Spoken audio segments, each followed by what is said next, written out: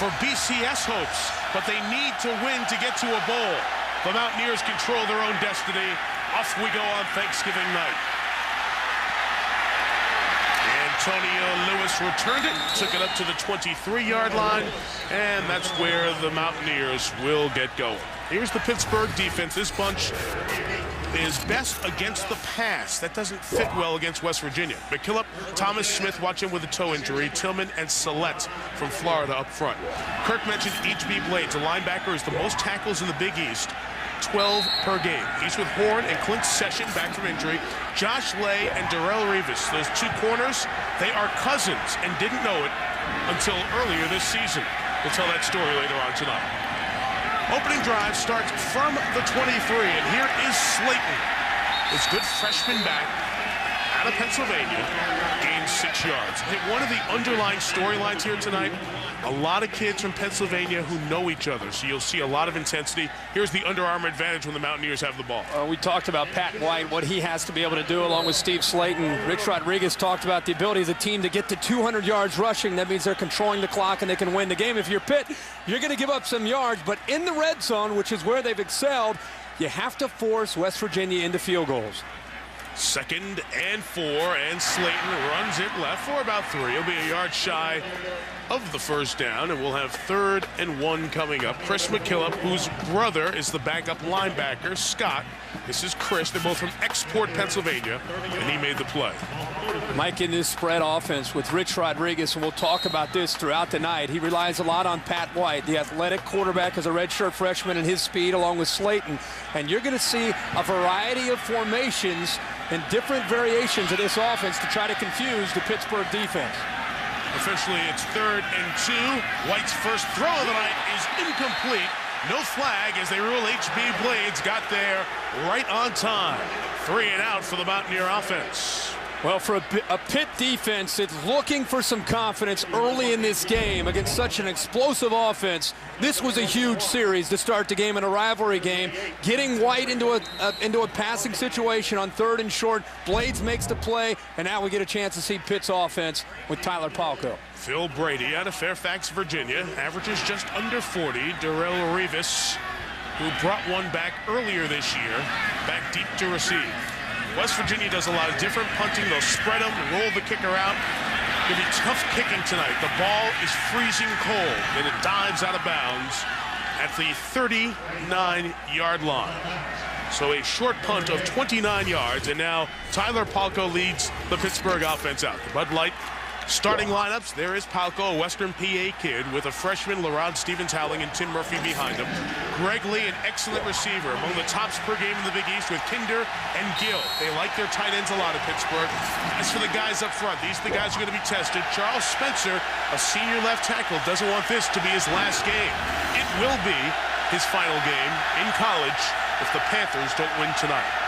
They begin with 2 tight ends, 2 receivers, and the lone back, Stevens-Howling, out of Johnstown, PA, gets to the 41. This West Virginia defense only giving up 17 a game. Best in the Big East. Here are the individuals. A 3-3-5. Kirk's going to explain it in a minute. Ernest Hunter plays his final game at WVU Mountaineer Field. McLee, his nickname is Boo, along with Jay Henry and Jeff Noshel, another senior in-state here in West Virginia. And then 5 defensive backs. McCant Lorello's the best of the bunch. Wicks, Jamil Adai, and Anthony Mims. Gain of 3, 2nd and 7. Looks like West Virginia jumped on the nose. Stevens-Howling makes them pay right at the 1st and 10 line at the 48-yard line. Boo McLee made the tackle. Our referee tonight is Gerard McGinn. And the officials down there wanted to wish their families a happy Thanksgiving as they're away from home today. Offsides on the defense. Penalties decline. First down. Mike, you touched on a 3-3-5 defense for West Virginia and Rich Rodriguez. And one of the advantages is that it's an unusual defense. It's almost like preparing to face the wishbone back in the day. You just, as an offense, you don't see it very often. And the other thing, we'll talk more about it, is you can fill gaps in different ways. There's a variety of options. Gill, the tight end, in motion. Palko for his first toss. 2 lefty starting quarterbacks here tonight. and Tyler completes it out of the backfield to Tim Murphy, just across midfield. A gain of 2.5. Here's the Under Armour advantage when the Panthers are on offense. Well, for Pitt, it's about pass protection and getting Tyler Palko into rhythm. They've got to be able to protect him, which has been a big concern for them for most of the year. And for West Virginia, creating confusion with the 3-3 stack and playing fast. They understand this scheme. It's their 4th year now in running the system. They've got to play fast. The change of the snap count does not change the attention of the West Virginia defense. McClee is right there, along with Eric Wicks, the strong safety, to make the stop and force 3rd and long. Mike, no matter what defense you run, it's about getting into your gaps and controlling your gaps. The 3-3-5 allows you to have 8 men up to the line of scrimmage, and you can fill the gaps with different personnel. What it does is it creates havoc for the offensive line trying to communicate as to who to block up front. 3 receivers on 3rd and 10.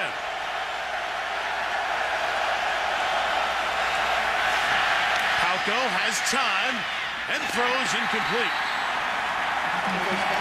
It'll be 4th down. He's trying to get it to Steve Bucus, or rather Darrell Strong, excuse me, the 3rd tight end. And 2 early possessions will force 2 early punts. Adam Gressel is Pittsburgh's punter. Pretty good one, too. Averaged 43 yards last year, just a shade under it. At 42.5 is 2nd in the Big East this year. Number 6. Antonio Lewis awaits the kick back at his own 10. The wind that is here tonight is at Gressel's back for the most part, although it can swirl in this stadium.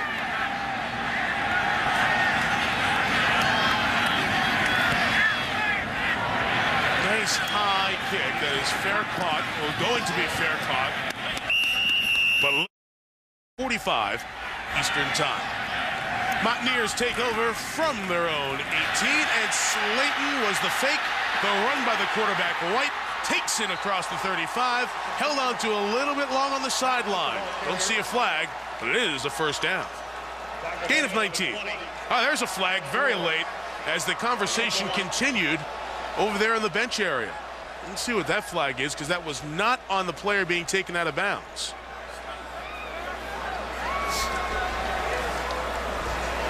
Don't know if it was something that was said to one of the officials, but they certainly threw it 5 or 6 seconds after the fact. Still a nice job by Pat White out of Alabama, running for 19. It looks like it'll be against West Virginia. Dead ball. Unsportsmanlike conduct on West Virginia. Number 33. 15-yard penalty. Remains 1st down. Tom Contraguero is the only, Charles Pugh. There are 2 33s on the West Virginia team. Neither one was on the field at that time, so it was something that happened post-play. Like West Virginia's in their jet package, which means we better hurry and show you this. There's the read right there. You see this 100 times. Come off the fake and take it to the outside. If you're the quarterback, good read. He sees that Botts comes down, takes it to the outside. And what West Virginia's trying to do right now, Mike, is create tempo by getting in and out of the huddle with their quarterback. And then everything on the sideline takes them back. White makes 1 man miss, and Pat, the freshman, runs to get another 1st down across the 35-yard line. Tez Morris had to make the late tackle, but a gain of 13 after the gain of 19. Mike, little cat and mouse game this time by Botts. Watch what he does. He's playing with his shoulders a little bit, trying to get the quarterback White to commit. White actually misread it, but has such speed and quickness that he's still able to get up the field and recover from the mistake that he had on the mesh point. And we have a Pittsburgh player who is shaken up for a moment. It looks to be H.B. Blake. It rolled on that play. And then bent backwards as well.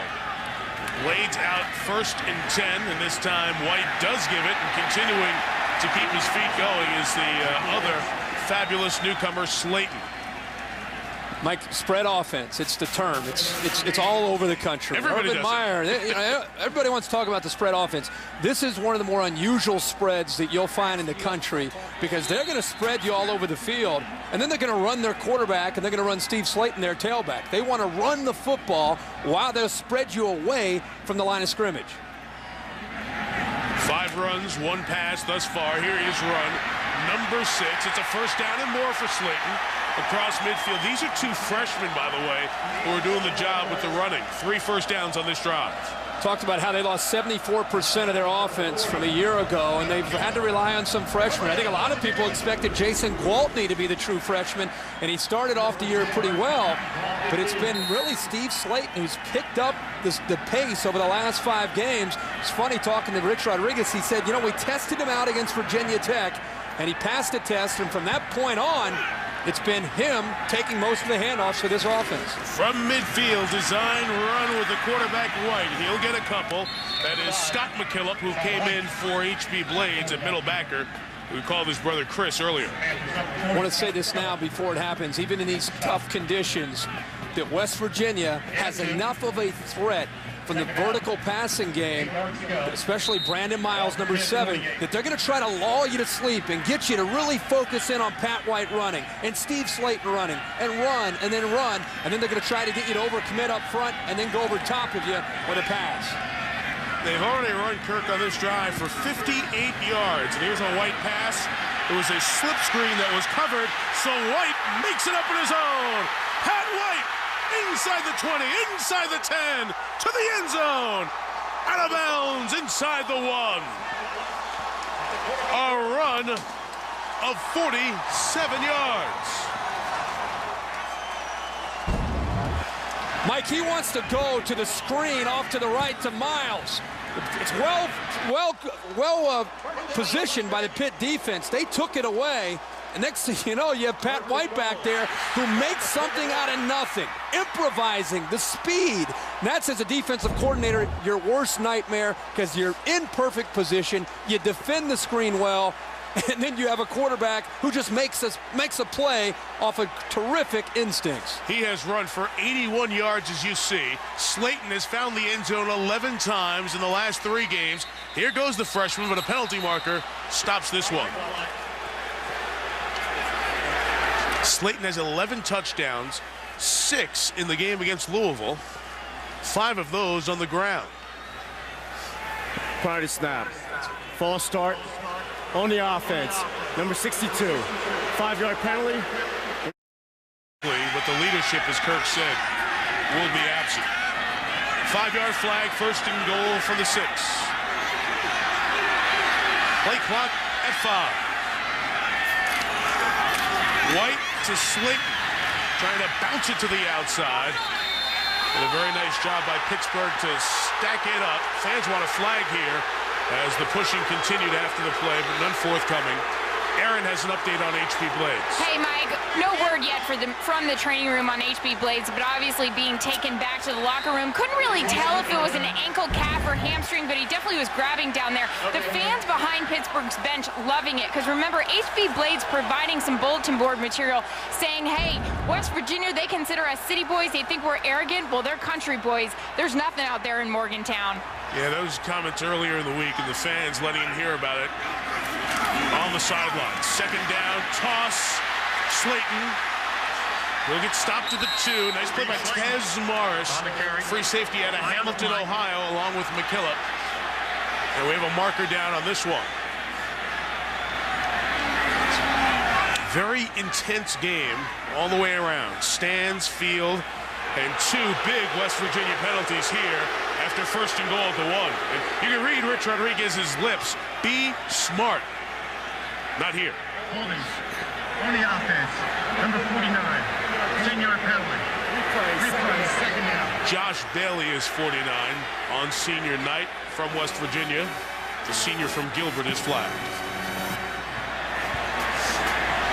Self-destructing here after the big play by Pat White. Now that they've had to push White back, they'll probably see West Virginia go back to their spread offense, try to give White the option of running or throwing. Maybe a little option look down inside the red zone as well. Maybe the worst news for these guys. Pat White's back where it can be dangerous. Right. This is second and goal. 3 flags on this drive. White looking for help.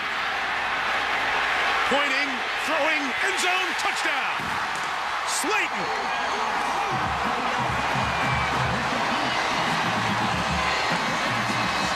second touchdown reception of the year, 13th of the season. I thought as White was scrambling, there might have been a push in the back that wasn't called. Mike, two great illustrations of what a quarterback who can improvise, what he can do. Now there's the threat of a defense. They're concerned he's going to take off and run. And a great job by Pat White of getting his eyes downfield and seeing Slayton slip into the end zone. One play, he scrambles for big yardage. The next time he improvises, the defense comes up to take it away, and he finds Slayton in the end zone and shows that he can throw the football. Good eyes that time by the young freshman. Pat McAfee on for the extra point, and the freshman from Plum, Pennsylvania, bangs it through. You know, they gained 112 yards on that drive because of all the penalties. Officially goes down as an 82-yarder. The two freshmen who have led the Mountaineer offense all year, White and Slayton, hook up. If it wasn't so cold, I'd take my hat off to these West Virginia fans. These are loyal and dedicated folks who are here tonight in great numbers. Where the wind chill is in the single digits, it is frigid, cold, a biting wind on this Thanksgiving night. But they want to see their Mountaineers clinch a share of the Big East title. They could clinch the BCS berth with a win here tonight and a win Saturday against South Florida. Remember, this is a program that last year was in a similar position, 2 games away. These fans want another chance, and they want to capitalize on it this time. Kickoff return is a story for Pittsburgh. It's taken back to the 22-yard line by Kirkley. The last drive, you get a little bit of an idea of what Pat White can do, and getting into the open field, making so many plays. And Rich Rodriguez said, guys, he's fast. And when I say fast, I mean really fast. And you get it in these conditions, you can see and understand now what the coach meant. And a good job by Slayton of slipping out, seeing his quarterback needed some help, gets into the end zone, and White had the vision there to put the ball right on the money for the touchdown. It was 97 total yards for White because of the 3 penalties on the drive. Palco, a pump covered downfield, so he comes back and completes it to his tight end, Eric Gill. Gain of 8, we'll have 2nd and 2 coming up after the Kevin McLeod tackle. Let me just clean this up here. Pittsburgh's kickoff returns. If you were with us 3 Thursdays ago in Louisville, when Pittsburgh muffed the opening kickoff, that was a Louisville touchdown, and then returned the ensuing kickoff, that was done by Terrell Allen, a sophomore. Allen, for disciplinary reasons, is not here tonight, so the Panthers have a couple of different men returning kickoffs. And we're sad he's not here because he gave us the memory of the year. 2nd and 2 coming up. Empty the backfield. Pressure on Palco. Great job to be tough and get rid of it. And complete the pass out to Steve Bucus. Here's Reese Davis. Sports Game, ESPN News, always. Thank you, Reese. Happy Thanksgiving, sir. Here is first down. Here is Palco throwing deep for Greg Lee. Hold it in. Takes it all the way. Touchdown, Pittsburgh. Back the next play and put it right on the money for a touchdown. And that is full-out backyard football. Sprint. Go. Fly pattern. Haul it in. Josh Cummings and Mike, especially on the road when your team's 5-5. You need a spark. You need to make something happen. And Tyler Palco did that on that drive. Antonio Lewis returns it out to the 25-yard line. So we'll get Pittsburgh's defense back out there and see if they can solve Pat White at a tie this game up. 1st and 10 from the 26. White back out there. First run right up the middle is shut down by Charles Sellette, the junior out of Tampa. And let's go. Aaron, that is so big early in a game for him to be able to make a catch like that, because you're right, he's had some problems not only in the Louisville game but some others.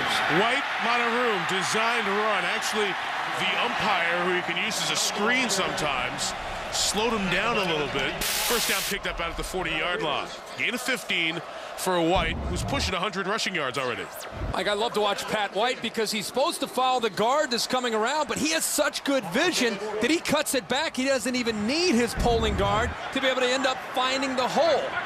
Well, you really see the instincts from Pat White in running this offense. He's tailor-made for Rich Rodriguez's offense.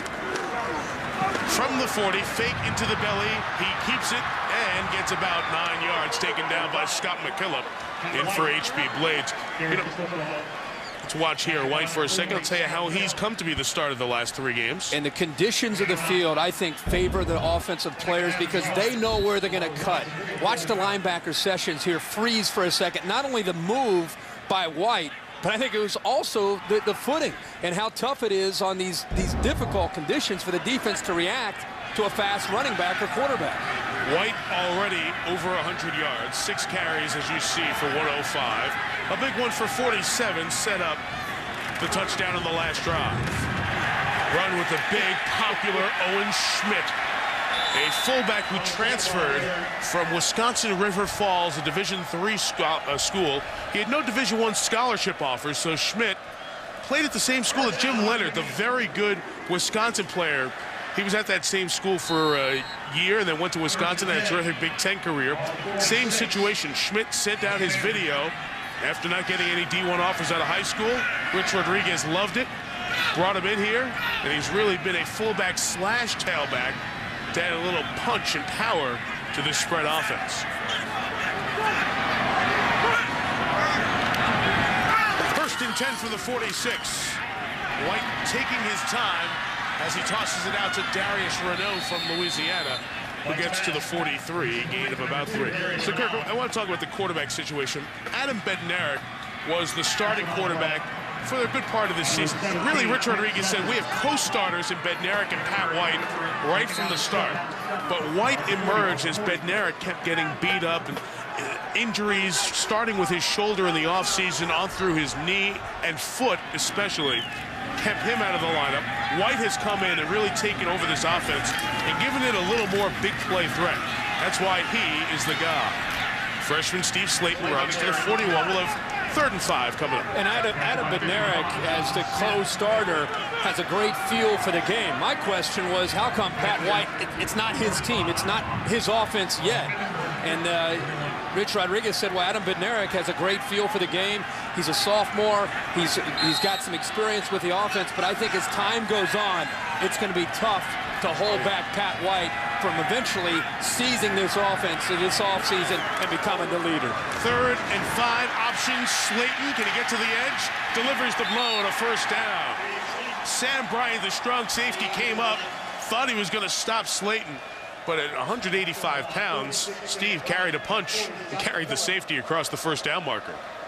One thing about the receivers here, that you're going to get your chance to make a play here and there, but you better be willing to make a block. And number 2, Renaud definitely does that on 3rd and 5. Slayton shows some power and getting to the outside, but blocking on the perimeter in this offense is just as important as Pat White making great plays with his feet. You have to be able to block on the edge. From the 35, Slayton again. Can't squeeze out of the hole, but still, this is like 6-7 yards a pop here on first down. And come back to the spread, Kirk. You started talking about this the last drive. We associate the spread with the 5 wide receivers throwing the ball and now the ability to run. But they're running the ball 3/4 of the time in this spread offense, and they are just as effective as they were throwing it 3/4. Well, I think Rich Rodriguez needs more credit than he really gets when it comes to the birth of the spread offense. And we'll talk about that in a second. Slayton, 20, 15, and to the 12. Now they are putting on a running clinic right now. They've run 17 times for 163 yards in the first 12.5 minutes tonight. Here's a read for the zone. Watch the stretch play, just getting it to the outside. This is where Slayton's getting more and more comfortable. The offensive line controlling the line of scrimmage. And as they stretch that defense towards the line of scrimmage, it's up to Slayton to stretch it and then find that seam and hit it hard. And that's what he's getting better and better at each game. 1st and 10. Here he is again. Down to the 5-yard line. This is a clinic offensively right now. Well, they're mixing it up, and they're throwing some power in with the stretch and with the option game. Now, Rich Rodriguez, the reason I say he needs more credit is he is the guy, if you go back to the mid-90s, and really when he got to Tulane with Tommy Bowden as an offensive coordinator, Sean King had all those yards down at Tulane throwing the football. Then he went to Clemson, had Woody Dantzler and threw the football.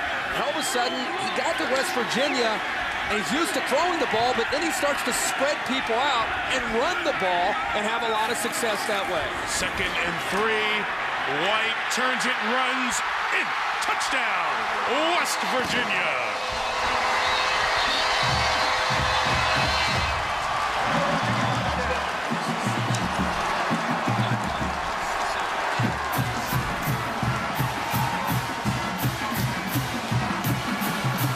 Mike, keep in mind that Pat White, through almost the first quarter, has attempted 3 passes. You would think, you know what, we're going to defend this running game. We're going to put 9 guys up the line of scrimmage. 10 guys, 16 Put everybody up. Don't let them run. But they mix it up so well and make it so hard to defend this offense because you don't know where it's coming from. They have balance within their running game. There's the stretch play, there's the zone read, there's the power. They do everything. It makes it tough to lock in on where it's coming from. Out of the hold of 4-year holder Greg Shell, McAfee adds the extra point. West Virginia's run for 176 yards in this first quarter. Watch Salette, the defensive end. He's thinking, okay, they're running the ball. They're in the eye. Slayton, here they come. They're going to come down underneath. And there he is. He's come down inside. He's taken the bite. He's taken the bait, rather. And now over the outside, Pat White has the option. You want to throw it in, try to squeeze it in, or you want to do what you do best and look like Michael Vick, get to the outside and dive in for an easy touchdown. And it's interesting because we've seen this offense be a throwing offense over the years, but now is this looks like they've turned on the snowmaking machine at a ski resort, the way the puffy white snow is blowing in with these 50-mile-an-hour southwesterly winds. Now they're running the ball so effectively, and on this night, this really poor weather night, what an advantage to have a dominant run game. And add to that the slippery field and the ability of these runners to cut so well. Here's what's happening right now in this game. West Virginia is dominating the line of scrimmage with their offensive line. The defense can walk 8 or 9 guys up, but because of the respect of Pat White scrambling and improvising, you have to be careful of overcommitting. And then when you hand it off to Slayton, he's got the speed to make you pay for it to the outside. So there's enough speed there and enough variations within that running game, along with the domination up front, that makes it very difficult right now, especially with HB Blades out, for this Pitt defense to try to control. He has come back out of the locker room. I believe this kick is into the wind based on the way the snow is blowing. The wind can really swirl in this stadium. So that was a smart kick. They bounce it on the ground back to Larod Stevens-Howling, who takes it from the 12, got stuck at the 25-yard line. Big hit by Abraham.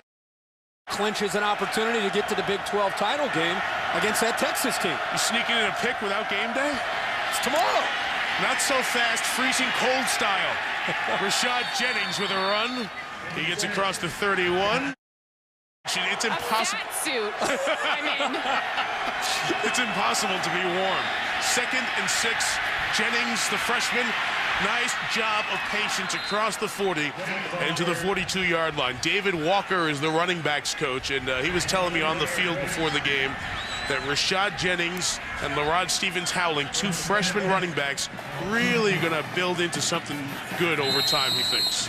Mike, 14-7. Let's face it, unless HB Blades is able to come back, it's going to be tough for Pitt's defense to slow down West Virginia at this point. It goes back to Tyler Palka. What can he do? How can he get his team a chance to put points on the board and try to stay with Pat White? A first down toss. It is a screen. Hauled in by Stevens-Howling. Nice job to get it to midfield and a couple of yards shy of the first down. So for all the conversation of it's freezing cold, tough to move the footballs, you got to do it on the ground. We have over 300 yards and 21 points here in this first quarter. See, that's why I don't necessarily buy the fact that this kind of weather affects the offense. I was on the field before the game talking with Rich Rodriguez and some of the coaches, and I really believe that it's the defense that's affected because you're reacting and the field is slick. And when you know where you're going as an offense, you can position your body weight accordingly, and the defense cannot. They got to react. Little confusion there as I think the center thought the defensive line was coming in, so he was trying to get the offside. But Joe Villani unable to draw the flag. Palco falls on the fumble, and the first quarter comes to an end.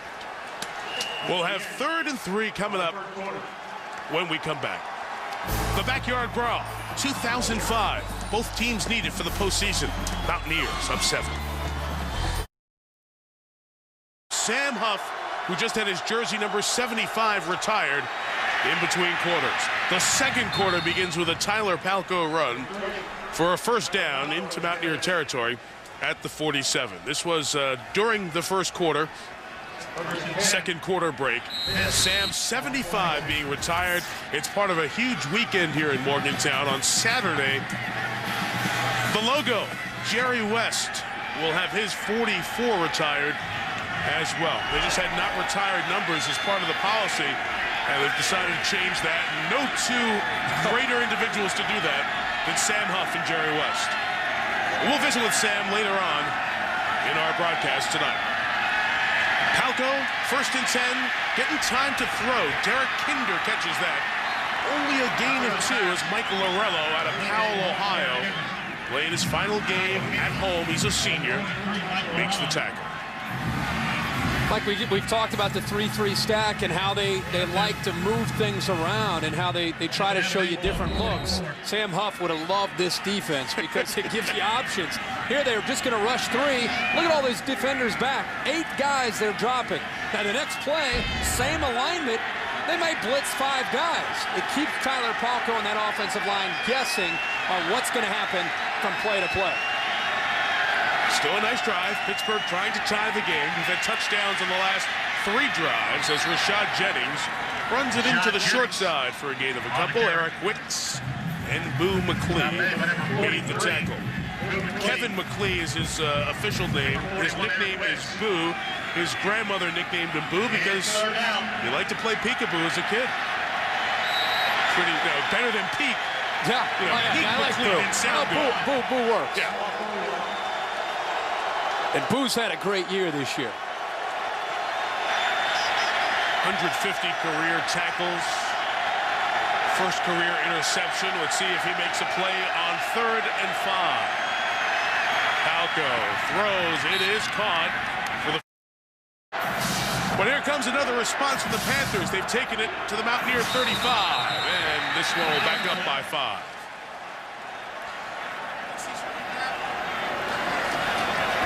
The head start there by Charles Spencer. False start on the offense. Number 56. 5-yard penalty. Remains first down. Let me give you a recap of what Pittsburgh did this year. They lost their first 3 to Notre Dame, at Ohio, and at Nebraska by 1. Then they came back, beat Youngstown State, kind of settled in here a little bit. Won 3 in a row, but then lost at Louisville. We saw them a couple of weeks ago. Beat Connecticut 24-0 last time out. They have not won a game on the road this year and must do so tonight to be eligible for a bowl. 1st and 15. Jennings delivers the blow. 235 pounds, freshman, bigger back, and really gives them a different look from LaRod Stevens-Howland. Like, considering everything they've been through, I really admire Matt Cavanaugh as an offensive coordinator and Dave Wanstead. They've stuck to their guns. This is Pittsburgh. This is the future right here of Pittsburgh offense. I mean, that's tough, physical running by Jennings and by that offensive line. And it's taken them some time to adapt to that style from Walt Harris's more finesse offense to being that powerful, driven offense based on the running game. Play action, 2nd and 6. Palko settles, makes a man miss, goes for the home run shot, and Lee caught it.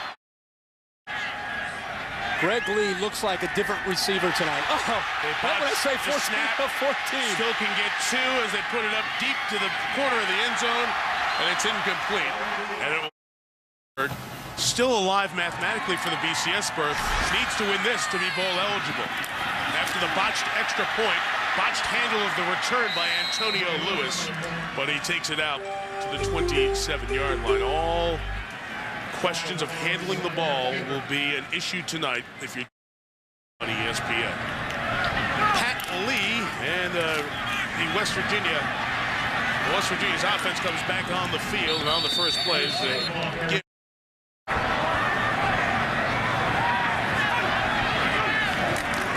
and White out of Daphne, Alabama, gives to Steve Slayton, who is stopped, and now a 3rd and manageable for the defense of the Panthers. Like last 2 plays, safety, Sam Bryant, number 46, has been in there and getting off of blocks. His first play, he got off of a block, came up, and helped assist on the tackle. That time, he came in there. Just the first 2 plays here, Pitt's defensive line doing a much better job there. Now we'll see if they can put pressure on Pat White on 3rd down. With 5 in the pattern, White throws, and it's intercepted. Josh Lay read it. He took it. Makes a couple of men miss. A flag on Pittsburgh on the return situation. Especially 3rd and 8, 3rd and 9. So there's an opportunity for the Panthers to gain the lead. Taking over at the WVU 45. And Palco doesn't go down yet. Still alive and throws it incomplete. The ball hit. A flag is thrown. There's a receiver on that side, and the ball hit the marker where the line of scrimmage was. The ball must cross the line of scrimmage, but that's on an infinite line all the way up to the top of the stadium. This may be picked up. Intentional grounding on the offense. Number 3. Ball be placed at the spot of the infraction. Loss of down. 2nd down. Very, very close as to if it would have gotten to the line of scrimmage. I don't think the ball made it quite back to the line of scrimmage, but how about the effort by Tyler Palco? Looking downfield, good coverage. Finally, he gets chased down by Dykes, and boy, he's lucky to get rid of the ball, but the ball came about a half a yard short of getting to the line of scrimmage. Tremendous effort. It ended up not hitting the down marker, but it hit the foot of the line judge, which was just shy of the down marker. Thus, by that half yard Kirk talked about, it was grounded. So 2nd and 19. Here goes Larod Stevens howling. Open field tackle by Kevin McClee, who is, speaking of cousins here on this gathering night of families, he is a distant cousin of Ernie Davis. Ernie Davis, of course, the first African-American to win the Heisman Trophy. Syracuse, died tragically before going to the Cleveland Browns. You know, Ernie Davis was the Elmira Express. Well, before that, he grew up in New Salem, Pennsylvania, just a few miles from Uniontown, Pennsylvania, where McClee grew up, and Boo has read all about, knows all about the history of the former Heisman Trophy winner. They need to get all the way to the 35. Flag is down as Palco throws to Derek Kinder. Well shy, but he made a mad mess and got to the 39. Still 4 yards shy of the 1st down. That's the Thursday night lineup offsides rule that comes into play from time to time. That I don't see, and I watch 100 games on Saturday. I never see anybody else do it, but we somehow have neutralized that on Thursday night. We patent that. Every week? Almost every week. Pretty much. I don't know if it's the lights. I'm not quite sure what we have there, but I think it's you. for whatever reason, we You got an interesting decision here now, because you're going to have either 4th and 4 or 3rd and about 15. I like 4th and 4. Dave Wanstead, Matt Cavanaugh, and Kirk, that's been part of the 0-3 start and the transition here. Those guys transitioning from pro ball to college ball. Offsides on the defense. Number 66. Penalty be declined. 4th down. So we'll bring up 4th down.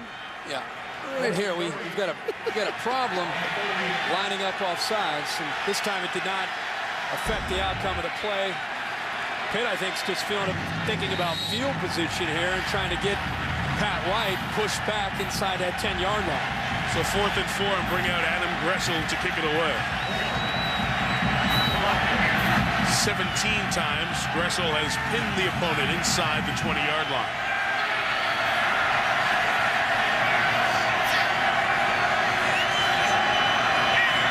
Oh, he did a great job to go get the snap, which was off to his left.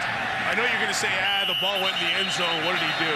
He had to go a step and a half to his left to come get the snap. That oftentimes, and the drop by the punter is more affected by the wind than anything else. West Virginia takes over at its own 20 here at the 98th Backyard Brawl.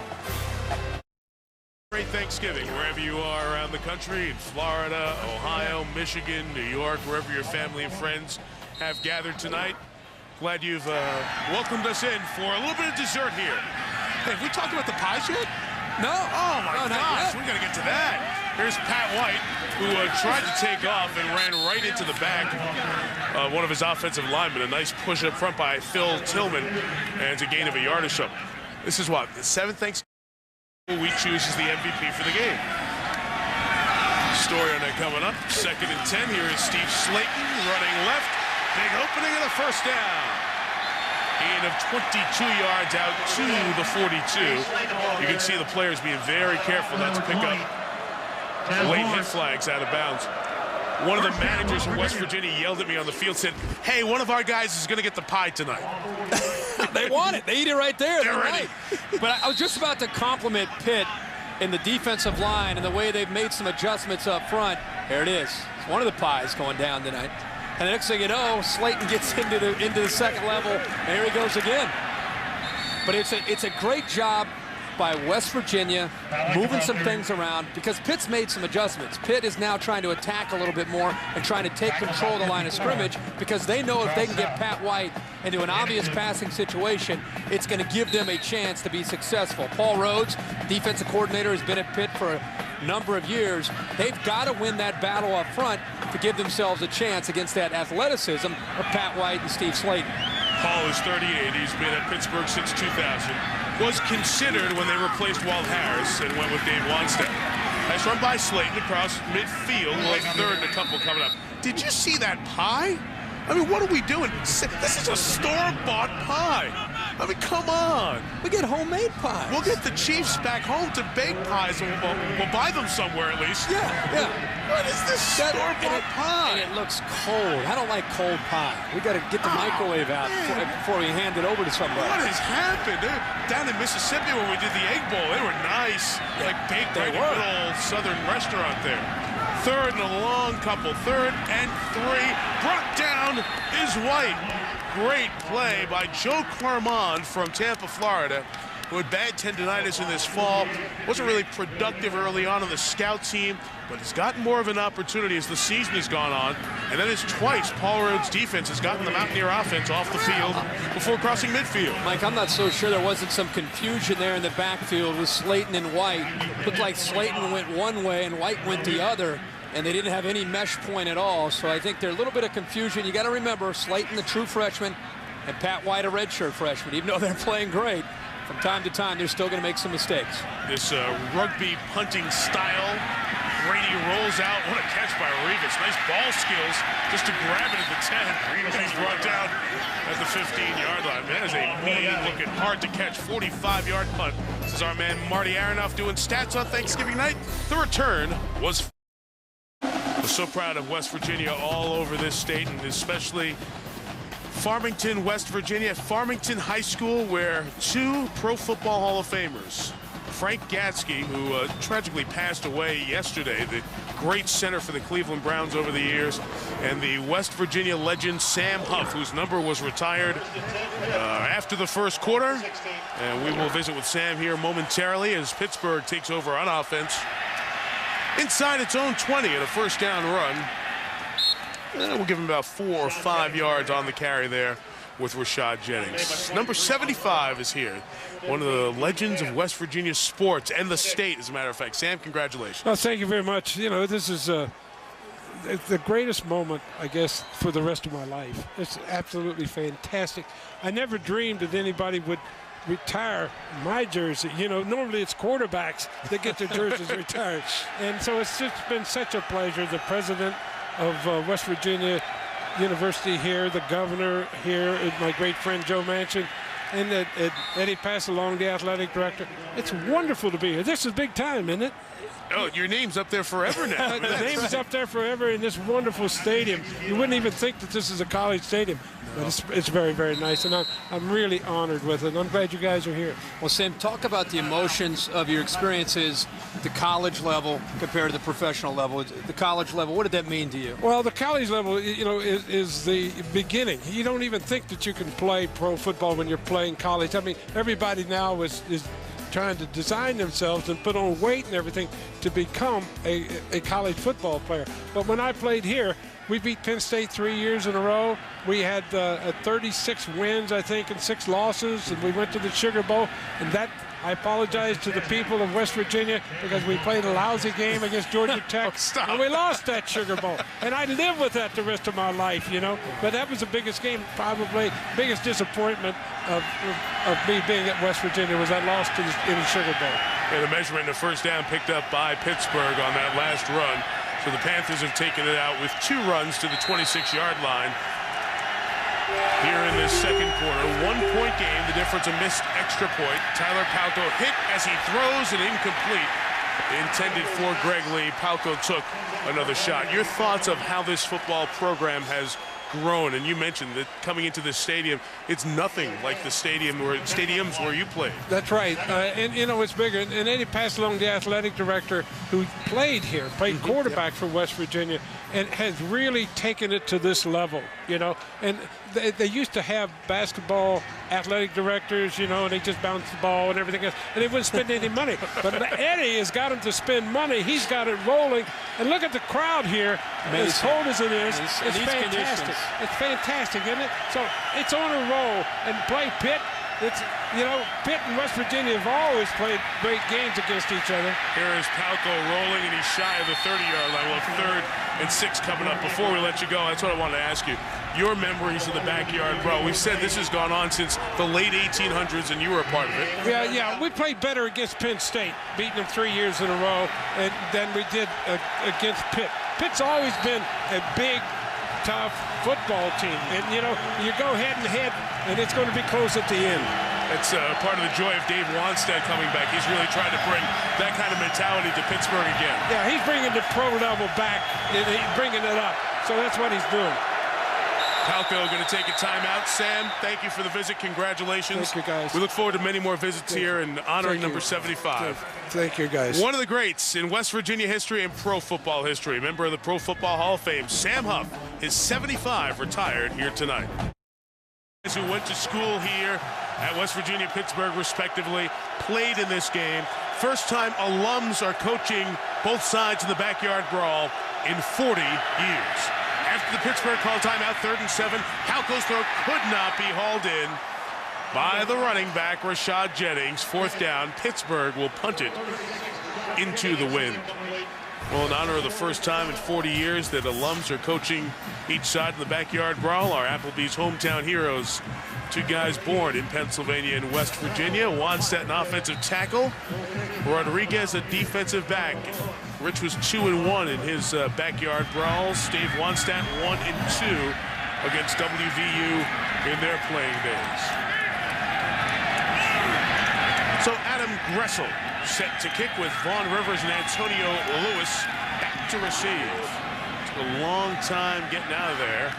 Return from the 30 by Lewis. Picked up a block up the middle, and Lewis brought down across midfield into the 48-yard line. When we talk about those 2 cousins on the corners, let's go back to the story of how the Pittsburgh corner told us we was cousins. You know, that's how I found out that the other starting corner for the University of Pittsburgh.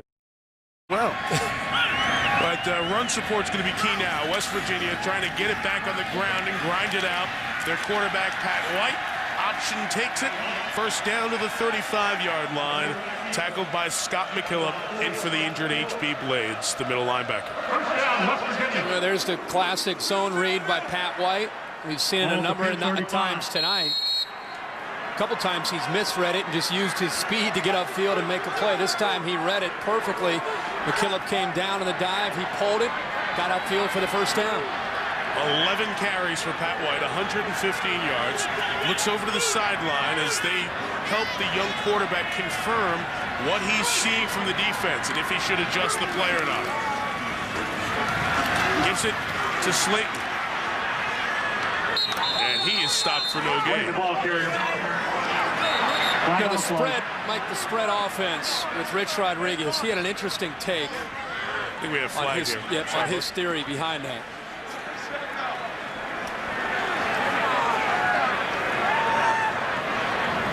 Dead ball.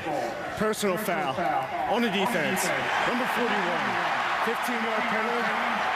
First down. Chris McKillop, and the sign that one of the other officials made looked like it was a shot to the face after the play. Mike, Rich Rodriguez told us, you know, he said I learned a long time ago as an offensive coach that rather than lining up in the I formation and relying on 5 great blocks to be able to spring a running back loose, why not spread the defense horizontally and rely on maybe 1 or 2 big blocks to try to get a back loose? I mean, that's kind of his theory on the spread and how he tries to spread you to run. Slayton runs, puts his head down, and gets down across the 20 into the 17-yard line. You can tell after every play there's a little more conversation. Sam Bryant in there again. 34 snaps of offense tonight for West Virginia. 30 of them have been runs. 29 of the 30 runs have come from White and Slayton. So these 2 freshmen have done it for all but 5 plays for the Mountaineers on the ground here in the first 27 minutes.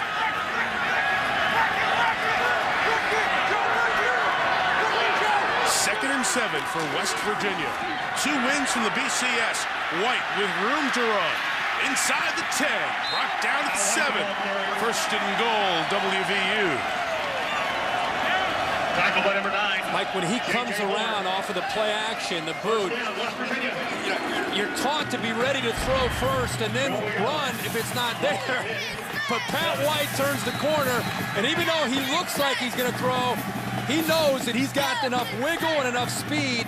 All he needs is a crease, just a small little vacancy in that defense, and he's going to take off and get upfield in a hurry to pick up the first.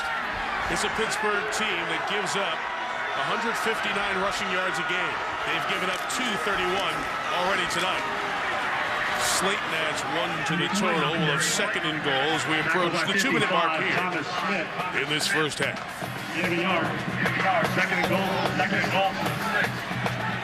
What were you talking about before the game with White and Slayton? The key, I'd say, to West Virginia is they had to get to 200 yards rushing to win the game. They got there already. They did that in the first half. Yeah. So you've got to like their chances. Rich Rodriguez felt that if he could get to 200 yards rushing, that means they're controlling the clock and having first downs and creating tempo. I don't know if he expected that in the first half.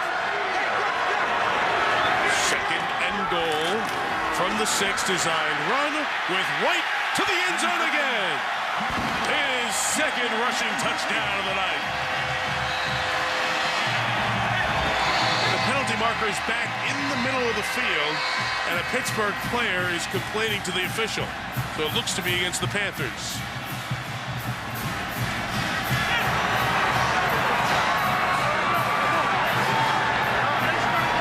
The value of having a quarterback that can run the football allows you to run the 2-back offense, actually, from the shotgun, but the quarterback is the tailback. And the 1-back becomes the fullback on the lead block. That is a second dead ball personal foul, and Dave Wannstedt will not be happy with this at all.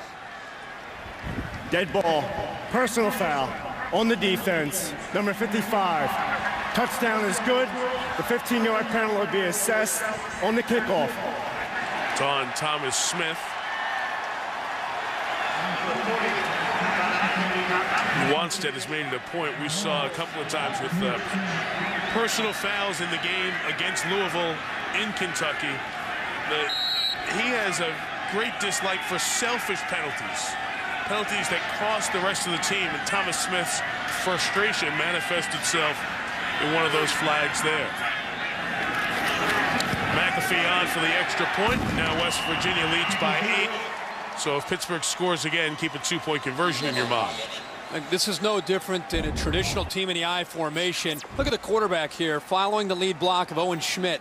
That's again, no different than an isolation. We have an I formation, a fullback leads up in there. Nice block at the top of the screen by Brandon Miles, the receiver.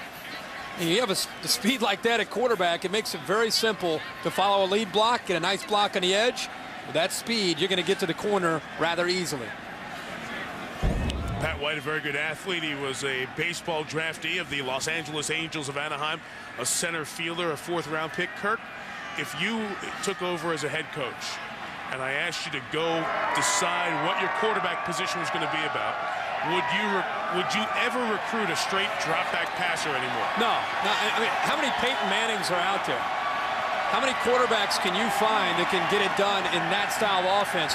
I still like the I formation. I still think if you watch a Charlie Weiss offense, or you watch when Miami's really good, or you watch USC with Matt Leinart, I still like to see that style of offense, but I love the threat of a quarterback who can run the pro system and be sophisticated out of the eye, but also, if things break down, he's got the athletic ability to take off and make you pay for that, especially on third down. Because, you know, for all these spread offenses and how fun they are to watch, we haven't seen championships with spread offenses yet.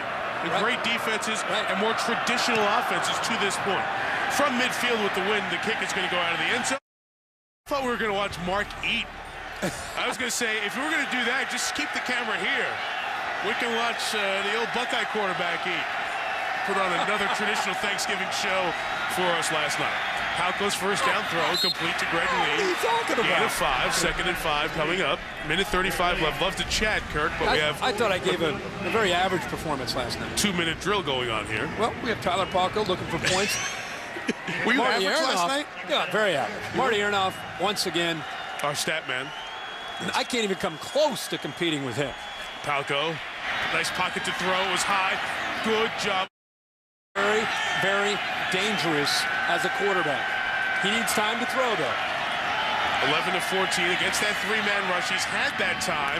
With 8 covering, they can't stop them all. Derek Kinder to the 46-yard line. First down. You want to talk about a philosophy and debating this issue is to prevent defense with a minute to go against a talented quarterback. I'd much rather see a defense come after, at least mix the looks up, as opposed to rushing 3 or 4 and dropping 7 or 8 into coverage. They bring a 4th this time. He's picked up easily. Palco throws underneath to Joe Del Sardo, a forgotten guy for the Panthers. Pittsburgh has a couple of timeouts, and they'll take one here with 44 seconds remaining. 4 plays, and they're already across midfield. Timeout of the half. 15th catch. Yeah, it's so cold I can't speak. 15th catch for Del Sardo, who caught 49 last year. And Aaron's standing down there and said, "You guys can't talk. What about me down here?" Be right back. Saturday night, 7:45 Eastern, ESPN. Out of the timeout, Palco throws again, complete and drop as Del Sardo was hit. And the ball jarred loose. And Joe is very slow to get up. Was intended for Joe Del Sardo. Antonio Lewis, mostly the kick return man, has come up with the big hit there and sent Del Sardo to the sideline. And this is a Pittsburgh team that really only uses 4 wide receivers. So Darryl Strong, a tight end, comes in, along with Marcel Pestano. Pestano's a freshman. He only has 1 catch. So this ball might be going to 86, Greg Lee, or Derek Kinder. They're both the experienced guys at the bottom of your screen. 3rd and 4, pressure, had to get rid of it, incomplete. And there's that extra guy who's brought. Meantime, Palco runs down to Pestano, the freshman receiver, who made a mistake. Well, there's the pressure you like to see. West Virginia this time elects to come after Palco, but you can see the frustration Tyler Palco has. 1 injury to Del Sardo, and all of a sudden they start to go down in the depth chart. Tyler Palco wanted to get rid of the football. He wanted to side adjust to get rid of the ball off of the blitz from the safety, and that's where he's running right now to tell the receiver, hey, you got to help me out. When they bring pressure, I've got to get rid of the ball. Interesting here on 4th and 4 at your own 48 in an 8-point game going for it. West Virginia has moved the ball effectively and has 3 timeouts. Pressure picked up, pass incomplete. And now the Mountaineers are about 20 yards from getting a field goal range. Because let me tell you, McAfee, their place kicker, was making them from 55 pregame. So I don't know if this move is going to work out for Dave Wanstead's crew.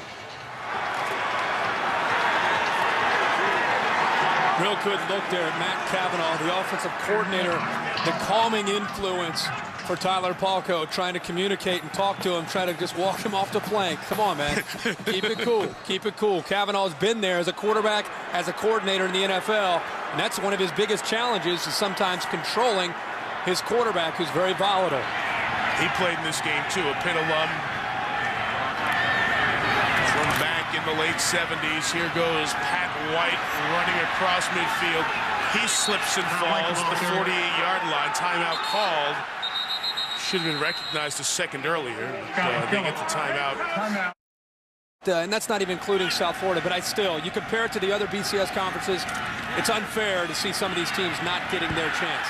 White was going to throw, spread everybody out, takes off. They're very close to field goal range at the 32 with a dozen seconds left. Timeout West Virginia. There's a 16-yard gain. Pat McAfee warming up. Who needs to throw? I mean, you got a quarterback like Pat White who can get downfield 14 or 15 yards in about 5 seconds. You know, who needs to worry about throwing the football? Run a quarterback draw, get you down there for a 42-yard field goal here now. Yeah. But Mike, getting back to your point, it's you want to try to be fair to Mike Tranghese, the commissioner of the Big East, and what they're facing, the cards that were dealt to them by losing Virginia Tech, losing Boston College, losing Miami. But if you look right now at this conference, and you look at the SEC and the Big Ten and the ACC and the Big 12 and the Pac-10, can you really put this conference as a football conference on the same page with those other BCS conferences? Not right now. South Florida's building something. Greg Schiano and Rutgers going back to a bowl for the first time in decades. Trying to come on. Yep, with a good facility, and Randy Edsel, a good head coach. They went to a bowl last year. White has run for 151 yards, dominating in that run pass. Now they go for a home run shot downfield. Incomplete, intended for Brandon Miles. 7 seconds and 1 timeout left. Interesting decision here by Rodriguez. Can you squeeze in one more play? They think so. Mike, this is where Pat White, as a young quarterback, is going to only improve. He actually has Brandon Miles in one-on-one coverage, and if he throws this ball on time and accurately, it's a touchdown. It's a post to the middle of the field that he threw late and he threw high. If he throws it early, could be a touchdown very easily. Gotta watch the clock if he scrambles. White throwing the wheel route for Slayton, out of bounds, incomplete. He was not inbounds. 2 seconds left, and a field goal attempt would be 49 yards if they go for it here. And McAfee will come on the field. Pat McAfee is from Plum, Pennsylvania. His only scholarship offer was from Kent State. Went to Miami, where they do a big kicking show, essentially, to audition. Made a 65-yard kick. The next morning at 8 a.m., he got a wake-up call from one of the West Virginia assistants, said, we're going to offer you a scholarship. He's come in and kicked 9 field goals this year. This would be his longest of the year, from 49. And he's going to miss it to the right. Plenty of leg to make it, but Dave Wanstead's decision, now he can exhale. Give him credit, though, for kicking it that far in these conditions. That's a cold ball. He was making a mid-50s. He's good. I know he's good, but still, Are you being nice to kickers? Trying. It must be Thanksgiving. Here's Aaron Andrews. Aaron? Defense has almost given up about 250 yards, and with HB blades out, what kind of adjustments do you look to make in the second? The 2 biggest plays they made are double screens, and we've covered the double screen both times, and the quarterback tucked the ball and ran. You don't practice those plays. Kids making great plays. We just got to run faster. It's real simple. What does your offense need to do? Because you're only down 8 here. We got guys open. I mean, we got guys open and run the ball. We're going to score some points. We got to just make some plays. We had 2 drops there at the end. You know, it could have been completions. And like I say, defensively, the quarterback's making some great plays on his own, athletically. They're not designed plays. And, you know, we just got to run faster. It's simple as that. All right, Coach. Thanks, guys. That's the best. That's the best halftime adjustment I've heard from a coach all year. Run faster, fellas. Simple. It sums it up. Go in there and coach them up. Get faster. We're faster in February. We're running fast. Out of the cold. And running back to the studio for the Pontiac Performance Halftime Report with Reese. A little bit later on what we did this morning. The kickoff, Larod Stevens Howling and Marcus Furman back. Here is the freshman. Stevens Howling up the middle. 2 flags come in as he is brought down at the 31-yard line. So let's check the flag. Tackle made by number 22. Looks like the head refs made an adjustment with some headgear. Go for the wrap. Good decision. Return. Legal block in the back on Pittsburgh. Once, you stiff. 1st and 10 from the 13. You know when you take a shot, what's about to happen, right? To Stevens. Schwabe. Well disciplined, you didn't bite, but what happened on that play? I went for the interception, and you threw it over my head for the touchdown. Thank you. Here's Stevens howling, eludes the tackle, stays alive, and is twisted out of bounds at the 24-yard line for a first down. I thought I had you because you thought you had me, and I was going to knock down. I didn't spike or anything. You act like you've been there before. Yeah, that's a McClass. First and 10 from the 24. Here come the Panthers. They've run it a couple of times here, spinning Stevens howling. In week out. Thank you to everybody, because we had a wonderful time doing what a lot of you did at home. Play backyard football with your buddies on Thanksgiving morning. You're sounding very official. I'll say this. 2nd and 6, Palco blitz. Got rid of it on a first down. Ball dropped by Gill. I don't think he was down. I think that's a fumble. The officials think it as well. Now the question is, was it a completion or not? They say catch and fumble, and the ball belongs to West Virginia. Jamil Adai coming up with it. This certainly will be looked at replay here before the next snap comes off. Mike, the only chance they have is if he didn't possess the football. I mean, if it was juggled, because the ball definitely came out. That's a fumble. That's West Virginia football. Yep. And deep into Pitt territory. But I would just want to say this about, you talked about the crew being politically correct and eat it out. It's wonderful. I just want to say that not only technically is our crew as good as there is, but I want to also say athletically, we'll take on any crew out there in a backyard football game. First and 10 from the 40. Here is Slayton. He runs for 3 to the 30. Off-season. So you played that challenge, huh? That's it. The gauntlet's dropped. Terrific. The only thing that's burning right now are my hamstrings. 2nd and 7 from the 37. Slayton runs up the middle. He gets a first down across the 30 and to the 28-yard line. We told you about the rushing dominance of West Virginia. We'll share our Intel halftime stats, and it gives you a little bird's eye view at it. 258 of the 278 done on the ground. Panthers threw it effectively. It's exactly the split that you would have expected coming into this game. West Virginia had the lone turnover of the first half, not amounting to Pittsburgh points. Of course, Pitt now returning the favor with the fumble after a potential first down.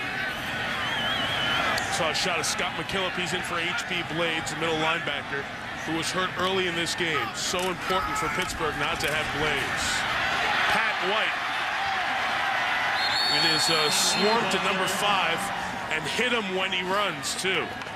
White takes it into the red zone, and here's Kirk's Home Depot coaching adjustments for the second half. Well, we touched on this, Mike, when we came back. Is Pitt's defense has to win first and second down to put Pat White back into 3rd and 7, 3rd and 8 plus, and then you can try to force the young quarterback to put the ball into coverage. And if you're West Virginia, put more pressure on Tyler Palco. I still think in that 3-3-5 stack, how confusing it can be at times. They've got to come after Tyler Palco, which has been an area that's been a problem for Pitt this year. 2nd and 1 spinning is Slayton inside the 10 to the 9-yard line. 1st and goal, Mountaineers. Penalty marker, though, came in. This could come back with a hold. It will come back with a penalty on West Virginia. Sure if it was a hold or illegal hands up by the face. Personal foul. Face mask. Wow. On the offense. Number 65. 15-yard penalty. Repeat the down. Well, that penalty on Jeremy Sheffy, who's out of Kentucky. When they recruited Jeremy Sheffy, Rick Trickett, the offensive line coach down there, and they told him that he was a ballet dancer.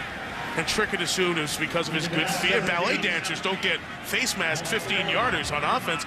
They assumed it was for good footwork. So they asked Sheffy on the weekly show that they do down here. Tony Caridi, our buddy, is the host. They said, well, what was the deal with the ballet? He said, well, I just signed up for ballet in high school so I could meet the pretty girls. Not for footwork or anything. Rick Trickett said, get him on the spot. He's a smart offensive lineman. White hit as he throws. Good coverage on Brandon Miles, as Phil Tillman, the senior out of Maryland, comes out to make the tackle. Can you imagine seeing Sheffy in tights? 300 pounds. No. He was a little bit of then. ink on the right try. He's going to show up in tights. That's funny. Oh, that's good stuff. Ball on the 35. That may be the most bizarre recruiting story I've heard all year. Ever. I've heard receivers. taking a little ballet to work on their Swan. feet. Yeah, Lynn Swan, work on their feet, balance. But not a 300-pounder. No. They need to get 17 for the first down. From here, a field goal would be 53 yards. White throws it complete to Renault, who's got it. First down at the 13-yard line. So a must-throw situation, and White converts for 22. Yep, we just talked about how Pitt has to try to get White into 3rd and long. Here, how's 3rd and 17? When Pat White starts to become more consistent in this area, to go along with his great athletic ability in running, he is going to be a dangerous threat against any defense that he faces. And that time when they didn't get pressure on him, it allowed the crossing pattern to come wide open, and Renaud got upfield for that first. From the 13, here goes Slayton, who is pulled down by Clint Sessions, junior out of Pompano Beach, who has come back from shin and knee injuries this season. Told you the story about Session. He came out of the first game, didn't play against Notre Dame because of injury. Then they played Ohio, and he wasn't going to make the trip, but felt bad, got medically cleared, and then drove from Pittsburgh to Athens, Ohio to go play in the game. White on 2nd and 11. How did he get through those two? They had him wrapped up for a loss, and the two defenders are looking at each other. Moustakis and Clermont are saying, how did he get through?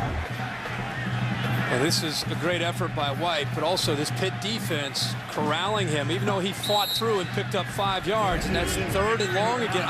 We need to continue to say to people, if they just tuned in, that the guts of this defense, HB Blades, is down with an injury in the very first series, and they've had to try to survive and defend without him.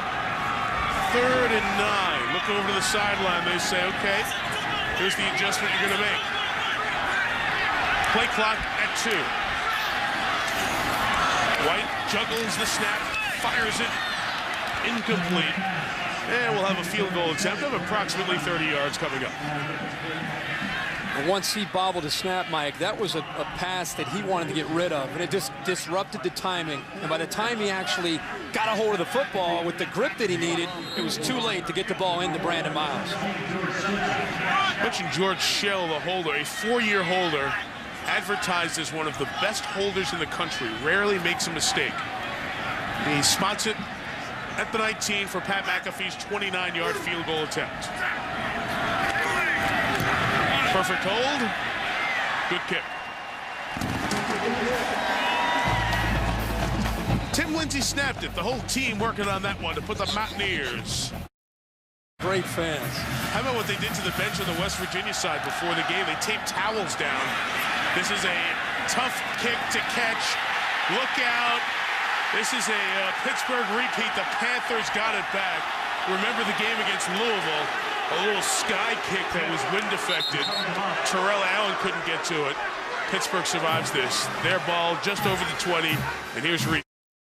Yeah, enough from you. All of you. Thanks, Reese. That 5 is a player. He is good. If you've seen him at 2 in the morning. He's pretty good. First down run, Lerard Stevens howling. Gain of about 6 or 7. He's had good for him. It is as cold up there as it is anywhere in the stadium. Stevens howling. Spun around at the 38-yard line, but a nice run and a first down. A pickup of 15 yards. Hey, I mentioned the benches. This was before the game. There are no heated benches here.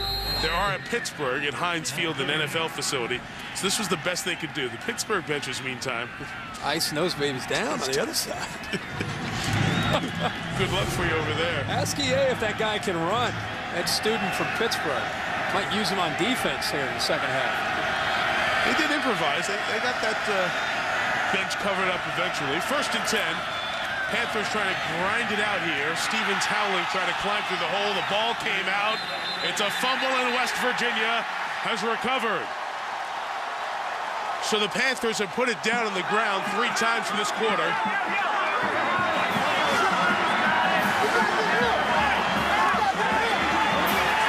Recovering that kickoff, but a die comes up with another recovery. And that one Pitt student gets even colder. Mike, the margin of error for Pitt is so small. Yes. They just cannot afford any kind of mistakes, let alone fumbling the first 2 times they've had the ball here to start the second half. Tyler Palko better regroup in a hurry and get the Panthers going. Has run 49 plays, 40 of them runs. They lead 24-13.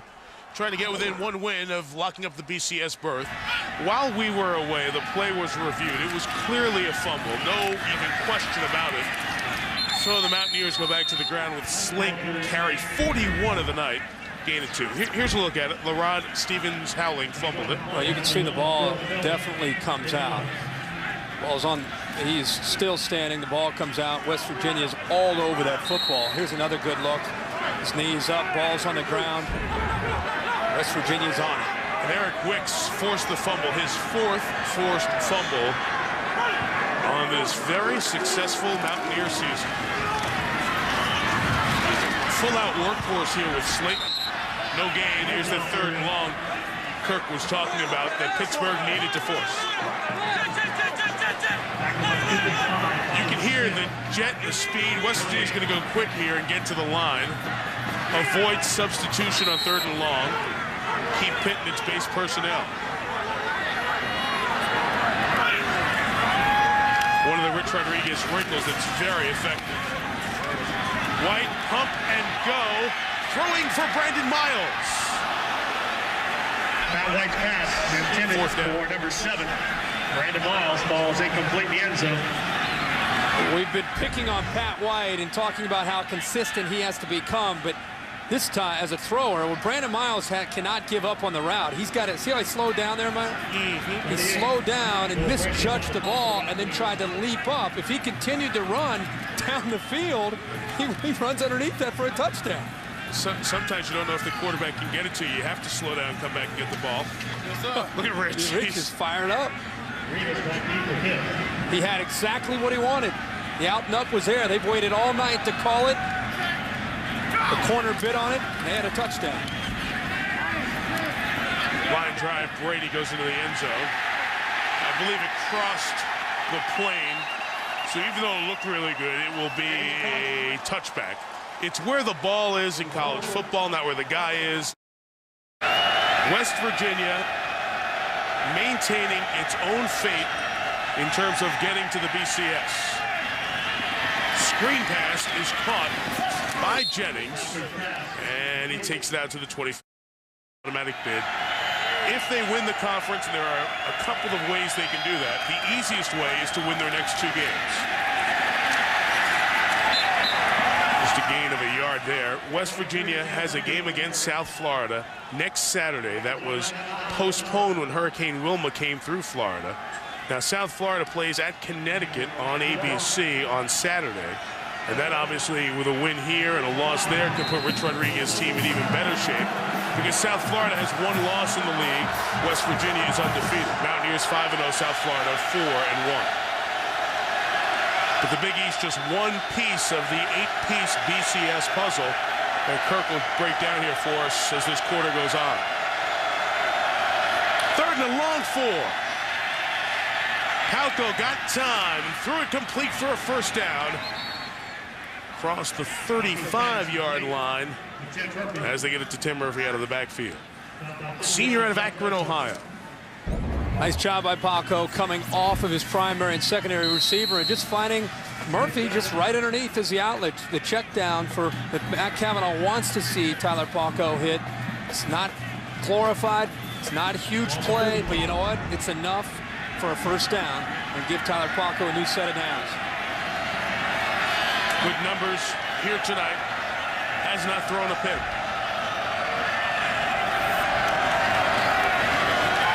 Play action, a staple of the Panther offense. Plenty of time, and now he'll take off and duck down before the big shot from the secondary. Gain of 5. They want a late flag here. Look at this after the play conversation. There was no flag thrown on the play. Second down coming up. Well, I think USC and Texas, I think a lot of people feel they're going to advance and get to the national championship. The Fiesta Bowl, I think, will replace the loss of Texas with Notre Dame. The Orange Bowl, then, getting Virginia Tech, if they win the ACC, selects Penn State first. Then you have Ohio State left there to go, or Oregon, or Auburn. I think you'll see Ohio State, who's the highest ranked of the at-large teams remaining. And then I think you'll see LSU play West Virginia in the Sugar Bowl. Nice run, 1 yard shy of the first down. More on that in a second. Scott Reese standing by now. Happy holidays to you. We have 3rd and less than a yard with Murphy in the backfield with Jennings. And Rashad Jennings keeps going. Kept his balance and got a first down past the 40-yard line. Big drive here and a good 3rd and 1 pickup of 16 by Rashad Jennings. And the timing this drive is huge.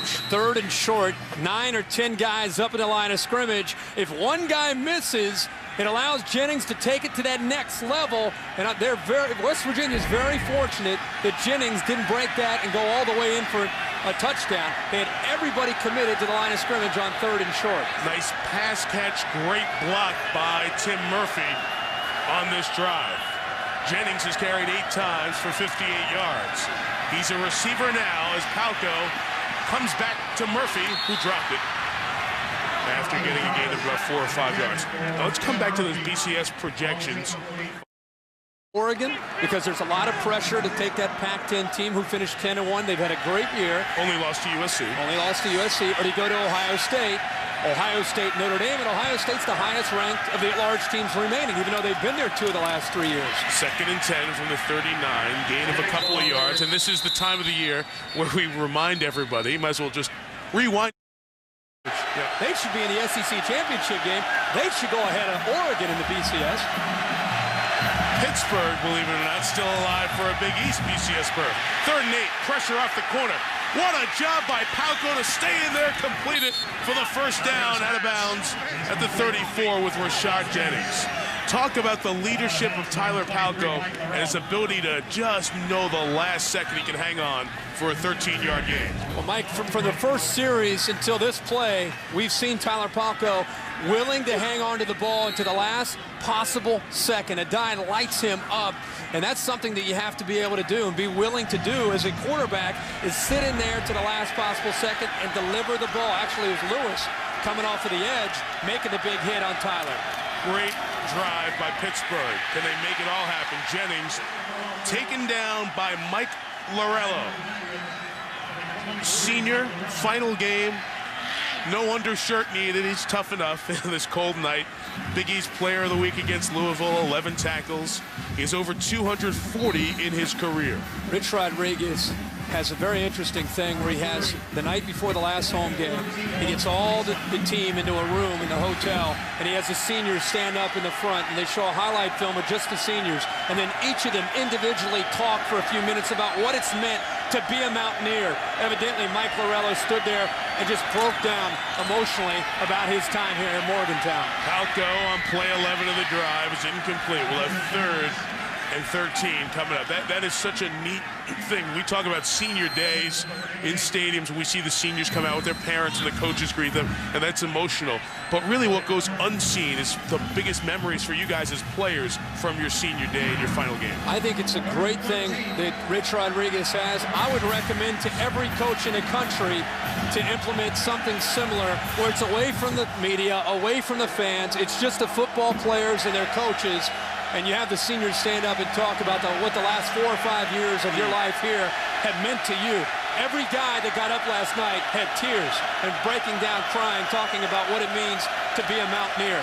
That's great stuff for the younger players to see. Palco forced to take a timeout before this very important play.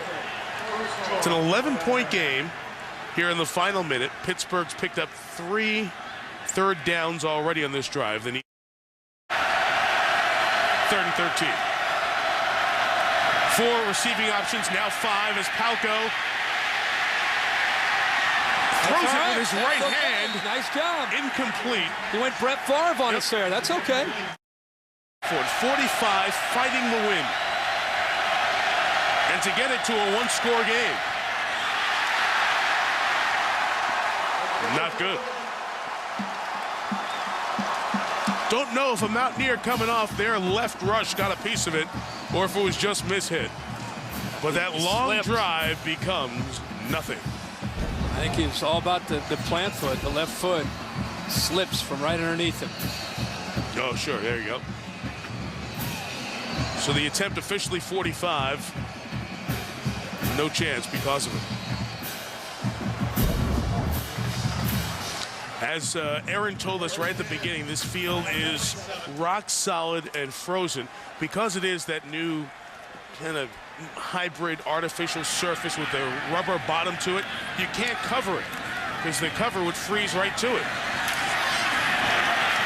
First down option pitch with the big back. That's not the play you expect to see with Owen Schmidt, but he was a tailback in his earlier days at 6'3", 245.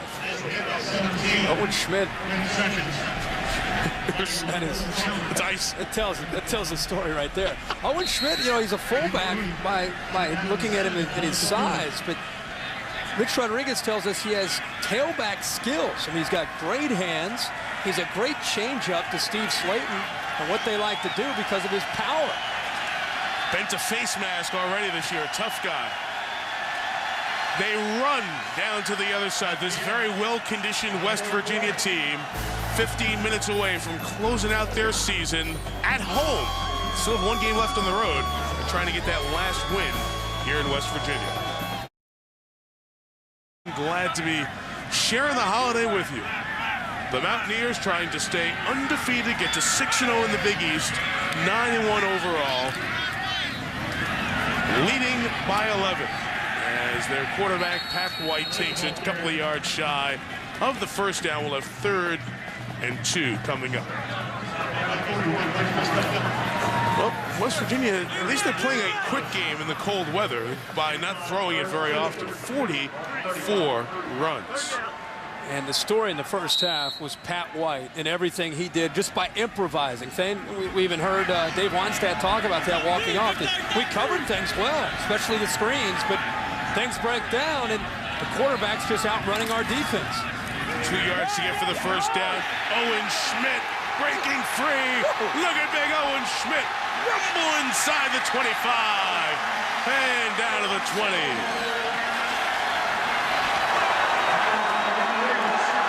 A gain of 45.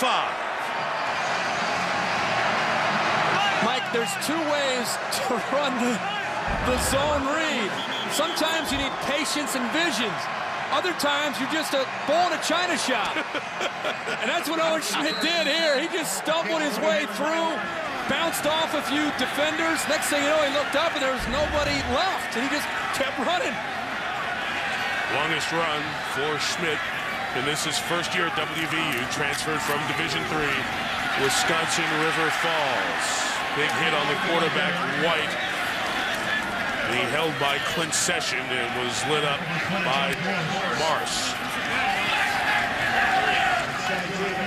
We went into Rich Rodriguez's office yesterday, and his wife Rita and some of the other assistants as you watched the carry. Yeah, just another good read, and it looked like the defense thought that Slayton, who was carrying out the fake, had the football. I don't think very many people even knew that White had pulled that off of the proper read, was about to go into the end zone. Gained 8. They know he has it now. Got a first down at the 5-yard line. I want to see Big Schmidt come back in there and run one in. Oh, yeah. He's got to get a chance. Extend its lead to 17 points here. They lead it by 11. And here is Schmidt going forward to the 3. I started to tell you before the injury, Rich Rodriguez's wife, Rita, was in his office when we went in to meet with him yesterday. And they had the office decorated with some holiday treats and all that fun stuff. And they had Owen Schmidt's face mask that earlier this year on a carry was bent. They had it sitting out there as kind of an ornament with a candle around it. It was the silliest looking thing. But he got that face mask just bent in, and they've hung on to it. Just a sign of Owen Schmidt's toughness and running ability.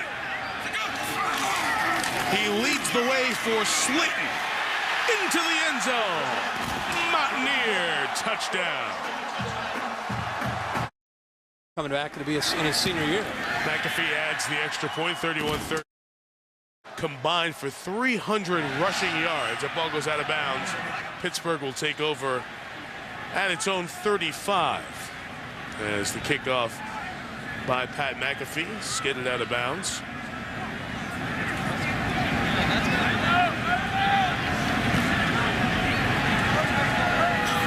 Here you see the 300 total for a West Virginia offense that is 8th in the country running the ball at 237 per game. Been a great night for these two individuals and for this offense.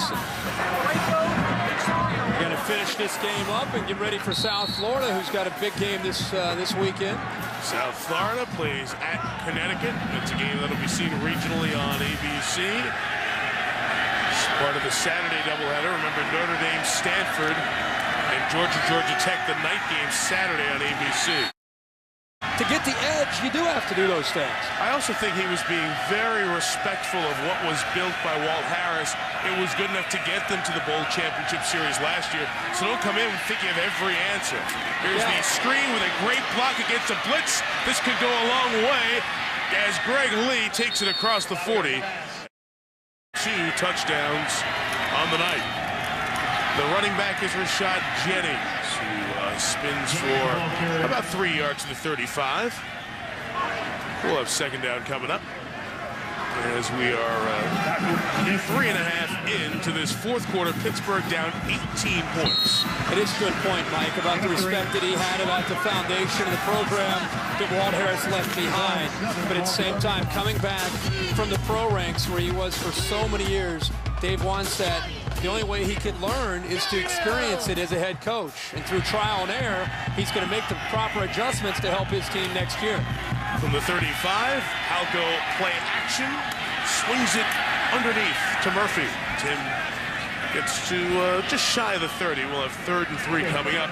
You know, we need to remind people who are so familiar with Dave Wannstedt's NFL days that he spent 14 years in the college game with Jimmy Johnson at Miami. He was also an assistant at USC and Oklahoma State before that. And Jimmy has said Dave was one of his best recruiters.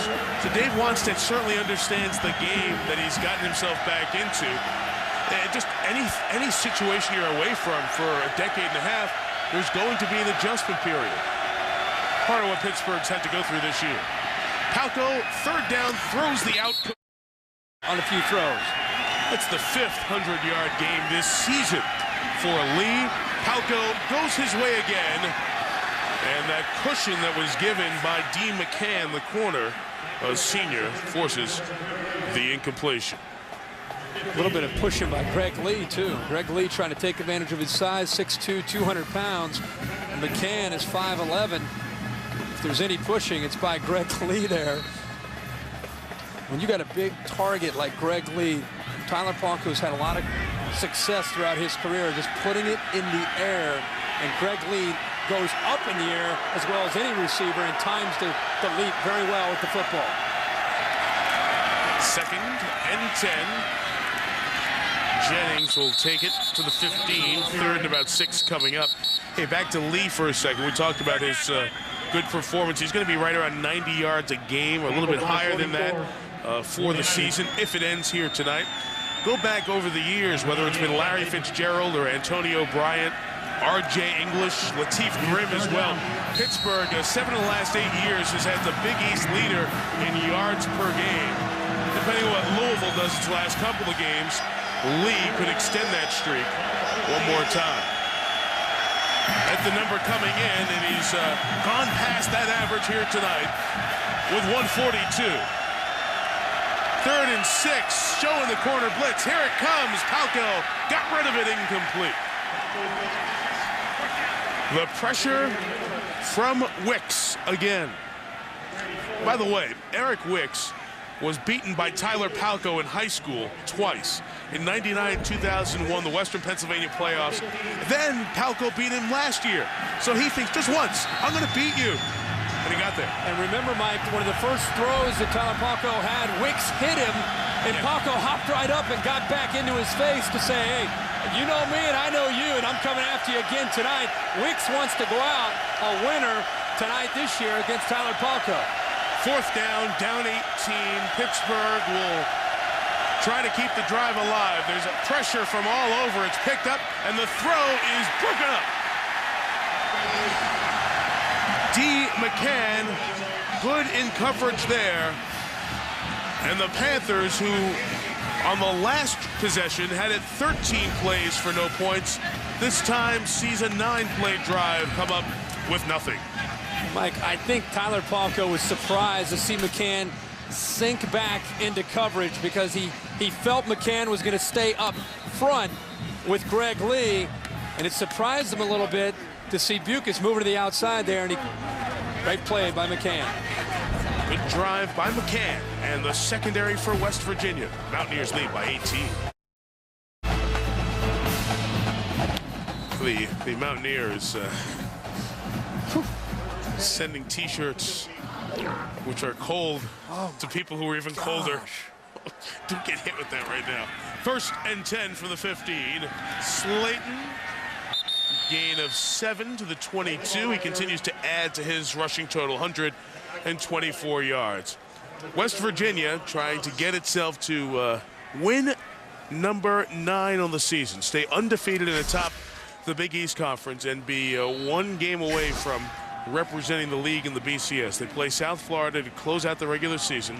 South Florida has a game Saturday, so if they lose that, obviously, West Virginia will win the title. Pat White, the quarterback from Daphne, Alabama, has 183 yards and has 3 touchdowns. His memories at Thanksgiving has been practicing for the playoffs in Alabama. Flagged down for the offside. White bounced off the first hit, takes it close to 200 rushing yards as he goes out of bounds at the 40. He'll decline this penalty, give White about 17 there, and get him right to the 200-yard mark. With 18 yards, it'll be 2:01.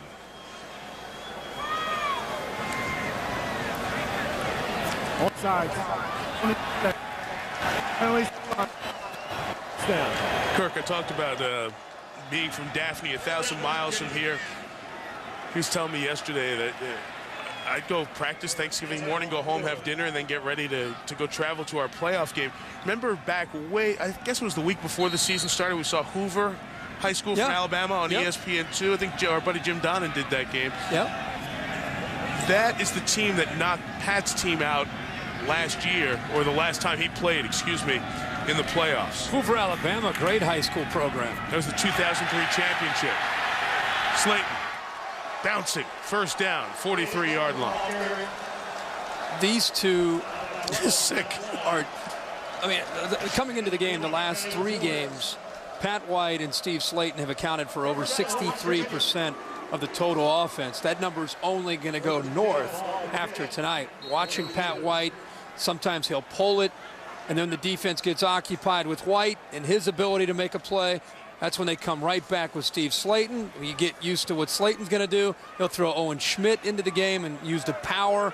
They're throwing everything at this Pitt defense, and Pitt is just wearing down as this game continues on.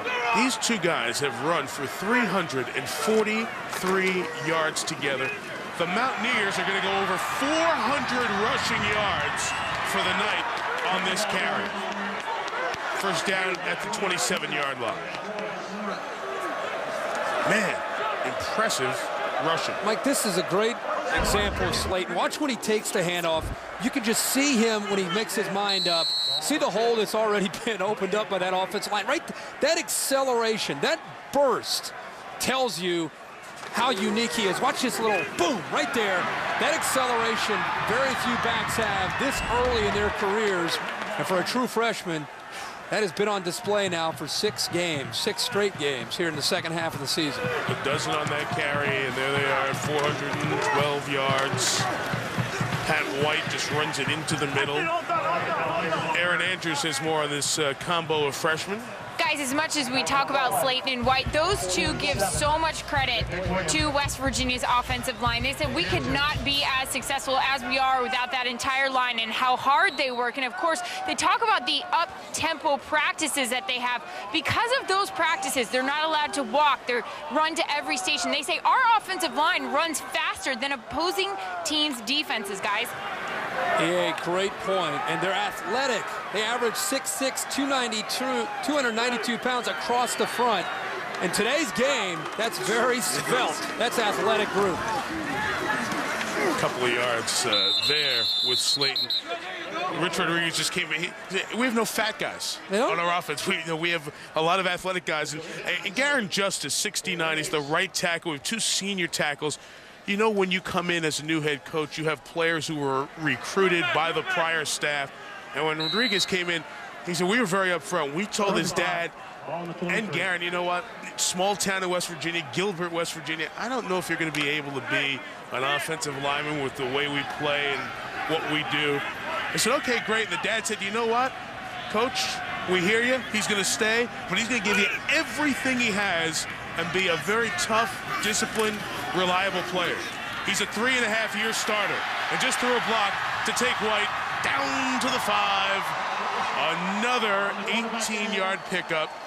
He's got 237 or 238 here. This is just unbelievable. For people who follow recruiting, for a head coach to tell a player, you know what, sorry, bud, you just don't have what it takes to play here. Best of luck. And for the father to step in and the kid to say, you know what, I still want to come to West Virginia, and I still just want to be given a chance. And for his dad to say, maybe he doesn't end up playing, but he's going to give you everything he has.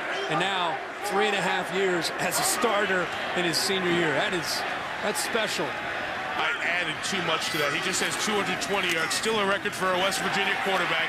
Now White hands it to Slayton, who's in again for a touchdown.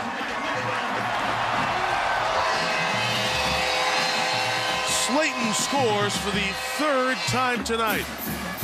2 runs, 1 reception, and West Virginia completely dominating Pittsburgh. Mike, I know they still have to play South Florida, and I'm not trying to get ahead of ourselves, but I think they'll beat South Florida personally. I really look forward to seeing West Virginia against an athletic SEC defense like Georgia or like LSU in the Sugar Bowl. That will be a lot of fun to see if anybody right now can slow down this dynamic duo of Pat White and Steve Slayton. 8 runs, 85 yards. White sets the all-time quarterback rushing record at West Virginia. He has 2 touchdowns. Slayton has 2 touchdowns and 165 yards. They're having a happy thing. 3 touchdowns for Slayton tonight. That is 15 for Steve, really only in the last half of this season. One last thing I want to touch on about West Virginia. It's something that, to me, separates a good team from great is the chemistry issue. Last year, chemistry, I don't think, was the greatest for this West Virginia team. And I think this year, they're young enough, and they're so eager to listen to their head coach and their assistant coaches that I think it's really affected the outcome of this year and the way they've been able to be, I think, much further ahead than where a lot of people expected them to be. They are a tight-knit group. LaRon Stevens-Howling got a nice bounce, then lost the football. It's recovered by the Mountaineers. Akeem Jackson will come up with the fumble recovery. And Tendy Smith made the hit. This Pittsburgh team that has had such a tough time with returning the ball on kickoffs this year sees it in its final game of this season. Mike, what else do you say? I mean, if you're a younger player from Pitt, it's the last game of the year, you're not bowl eligible, all you can do is hold on to this sick feeling in your stomach in a rivalry game, try to remember it, try to pull it back next year and the year after that, because this is as bad as it gets if you're a Pittsburgh Panther. Tyler Palco will have another year. He's a senior. Greg Lee, I would assume, would be back next year. The junior receiver, outstanding receiver. And the Mountaineers can try to run it out here in the last 5.5. Notre Dame, their great return to prominence is such a significant story, but one individual story from one game and just one play called will stick with people for a long time. If you didn't see that story, make sure you stay around for SportsCenter. Coming up after we're done. Holding flag comes in as Slayton is brought down. Holding on the offense. Number 65, 10-yard penalty. Repeat, second down. Second time on Jeremy Sheffy tonight. He had a personal foul face mask in the first half. You mentioned Slayton with all these touchdowns. He now has 15 total touchdowns this season. Terrell Sutton, Northwestern, great year. He's 19. And how about the guy we saw on opening night of our Thursday night package? Sidney Rice, South Carolina. Part of that Steve Spurrier-led turnaround. Rice, a phenomenal athlete and receiver with 11 grabs in the season. He's going to be a superstar for Steve Spurrier. I remember Steve Spurrier Jr. saying, you see that guy over there who's at the time still in sweatpants? He said, that's probably our best player by far athletically. And, of course, now we've seen that. We've seen what he could do. Helping South Carolina have a great year. And, of course, remember, we saw them play Central Florida. Well, how about that? And George O'Leary has taken them to the Conference USA Championship game coming up next weekend on ESPN. Slate across the 25, first down. UCF lost that game, then spun off 8 of their last 10 to finish at 8-3 on the season. Great year. We had this debate on College Game Day last week about the National Coach of the Year. There's so many deserving candidates. It's so hard to pick just one. And I think Joe Paterno, after beating Michigan State and East Lansing to wrap up a share of the Big Ten Championship and the automatic spot in the BCS, probably will be the coach who ultimately wins it. But there are a lot of others. Charlie Weiss, of course, at Notre Dame. George O'Leary, Steve Spurrier. I put Pete Carroll up on the board in my mind after what they've had to deal with this year. Not only the streak, 18 different starters on defense because of the injuries, and still trying to block out all the distractions of winning every game and it never being good enough. We have fourth down coming up here, 4th and 8 with 3.5 to go. With our friend Mike Gottfried last Saturday for the Michigan State-Penn State game, Mike made a very interesting point. He said, what about Mack Brown? The guy who couldn't win the big game, quote unquote. Well, they beat Michigan in the Rose Bowl, and they've won all these big games all year long. And not only that, the thing that you have to love about Texas is that when they play teams they're supposed to beat and dominate, they do in the first half. That's why we were talking about Texas and Texas A&M. That game tomorrow in College Station could get ugly and get ugly early. And it's just because of this mentality that Texas has this year. Mack Brown deserves the credit. No. It's beautiful in Boulder in the 40s. Temperature's nice. Nice day tomorrow in Colorado. They have 20 seniors, including Joel Klatt playing his final game. They have 10 walk-on seniors out of their 20. Guys have been through a lot. 4th and 8. Let's hand it to Slayton. Why not? He's slung down at the 21. So if that's the final carry for Slayton, he and White tonight combined for 398 yards. 56 carries, 4 touchdowns. My goal is 200 yards. My goal is to try to get him to 200 yards. Well, they'll get the Wrangler player of the game, which is very important. We'll share that. They each get one leg of the Wrangler jeans as they get 498 yards and 4 touchdowns. But on Thanksgiving, as we award pies, I think there's no question they should get it. Timeout taken here by West Virginia. Homemade pies live from Pittsburgh. Pass is caught by Kinder, just shy of the 30-yard line. I mean, I'm embarrassed. Do we even still give them out? Yeah, we get rich. Okay. Absolutely. People yell that. We have managers yelling at us on the sideline. Give out the pie, the dessert award. That's a first for the fans. But for the fans, that is good. Yeah, that's well deserved. You know, that in all seriousness. All right. How do you follow when you say in all seriousness in the after games and different things like that? Pass complete to Derek Kinder, shy of the first down, 2nd and 5 coming up. Credit these fans. It is so cold here tonight. Wind chills around 0. The number of fans, not just students, but just the fans who have stayed here in every form of available warmth is just shocking. I'm shocked at the number of people still here. And these are very proud fans. They're very proud of their state of West Virginia, which is too often the butt of criticism and jokes. I give them so much credit for being here tonight. They better get reservations to Atlanta in early January, because They'll go. They're heading. I know they will. They're heading to the BCS in my mind. I know they still have to win a game, but they're, in my mind. I have that for you. Third down, the pressure comes, a pick six. Jamil Adai, touchdown.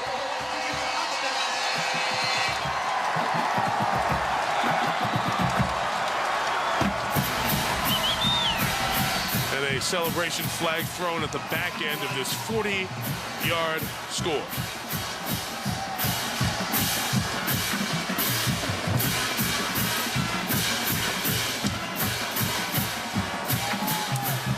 For Adai, the senior, 3-year starter, in his 35th and final start, comes up with the score.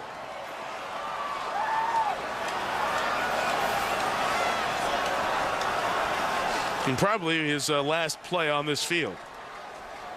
Unless he goes back out when they get the ball. Dead ball. Unsportsmanlike conduct. Excessive celebration on West Virginia. 15-yard penalty of being forced on the kickoff.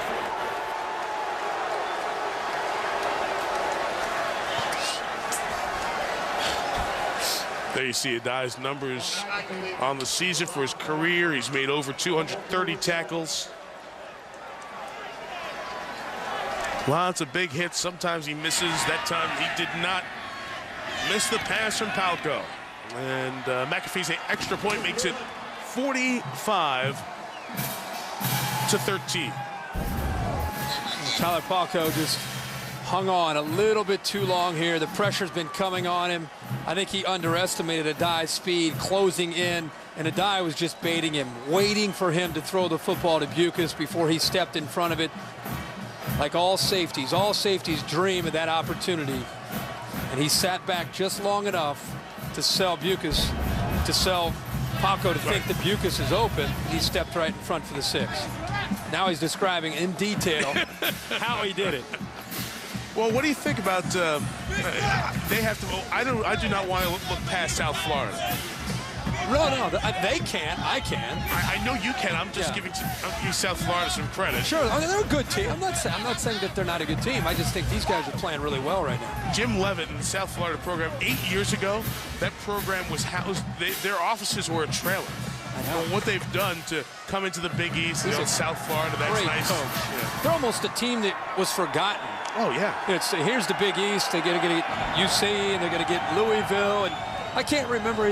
Which team is it in Florida? You can't remember. Florida Atlantic, Florida International, South Florida. It's all the same, isn't it? Yeah, Central. No. Now all of a sudden, look who's still playing with a chance going into the final weekend. If they are able to secure a win Saturday, they're playing at home for a chance to beat West Virginia and get into the BCS. I'm not saying they can't do it.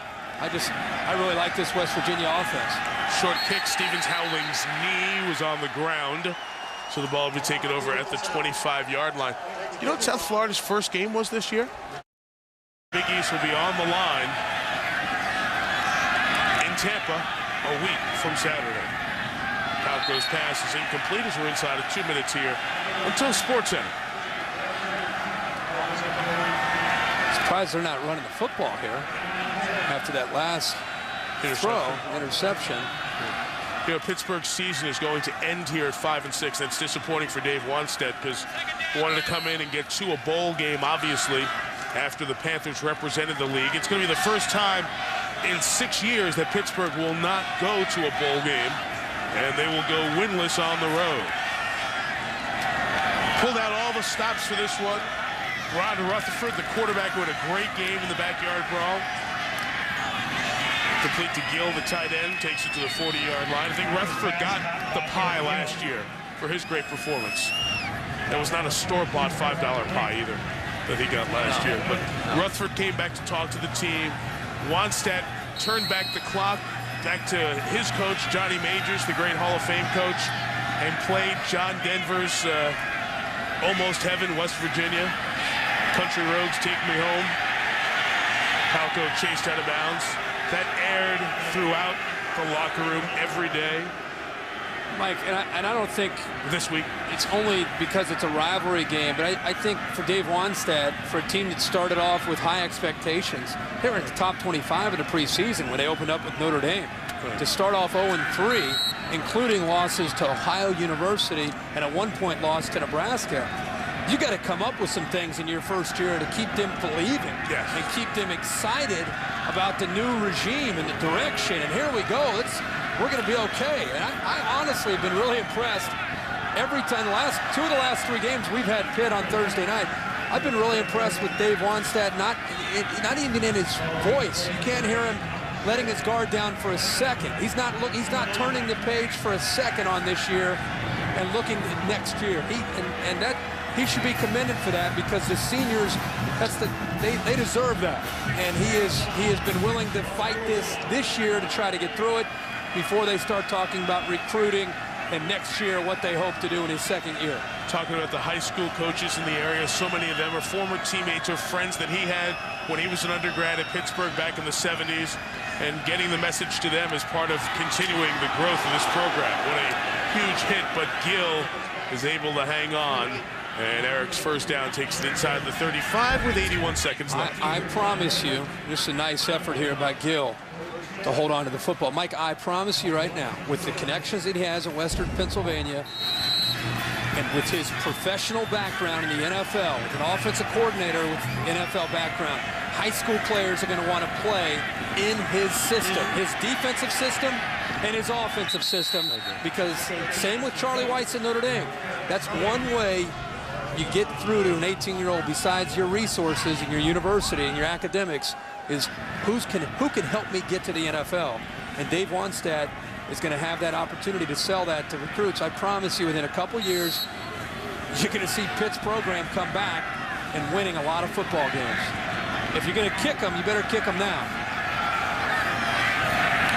And by all accounts, although it can be specious in postulating, those are 2 big words for too cold a night. Yeah, it's late. You can guess all you want and say that this team's had a good recruiting class or not. Palco goes down for 32. Here's it for the crowd that didn't go take the hit, but he used his brain. He's got down. People are saying that he's having a really good recruiting year in Western Pennsylvania, getting back in homes in that area and all that stuff. So he's also going into Ohio and having success. He just had a verbal commitment recently in the Dayton area, getting into Ohio and having some high school players come to him from the Buckeye State. 3rd and 10 throw is intercepted by Noshel. Jeff Noshel, the senior, comes up with an interception, and that is his final play on this field. It's a nice memory for Jeff to take away here out of Fairmont, West Virginia. Holding on the offense, number 75. Penalties on first. 5th turnover of the second half, and it will be the final one. HB Blades and Pittsburgh will see the season come to an end. West Virginia will head to South Florida in 9 days with a game that very likely could be for the automatic bid in the BCS. Louisville cannot get it, and Pittsburgh eliminated with tonight, so it'll either be West Virginia or South Florida. If I'm Tyler Palco and who's going to be the leader of that team next year, I take about a month off, because he's a grinder. He's going to study tape. He's going to want to work. Take a month off, refresh yourself, recharge the battery, and then get ready to work hard and get that team back to where they should be next year. Final snap taken by Adam Bednarik, who is the 3rd cousin of the great Chuck Bednarik, the last 2-way player of great note in professional football in the NFL. Adam was the starter at the start of the season for most of the season. Injuries, he's lost that job for now, just getting back near health. But he takes the last snap as a West Virginia alum, Pittsburgh alum. Shake hands. The Mountaineers move to 9-1, and the Panthers see their season come to an end at 5-6 as Pittsburgh is going home for the holidays. Happy Thanksgiving, everyone. Thanks for letting us in your home here on the holiday. We'll see you at the MAC Championship game next Thursday night, Northern Illinois against Akron. With Kirk Herbstreit, Darren Andrews, Mike Tirico. Happy Thanksgiving. This has been a presentation of ESPN, the worldwide leader in sports. We send you to SportsCenter.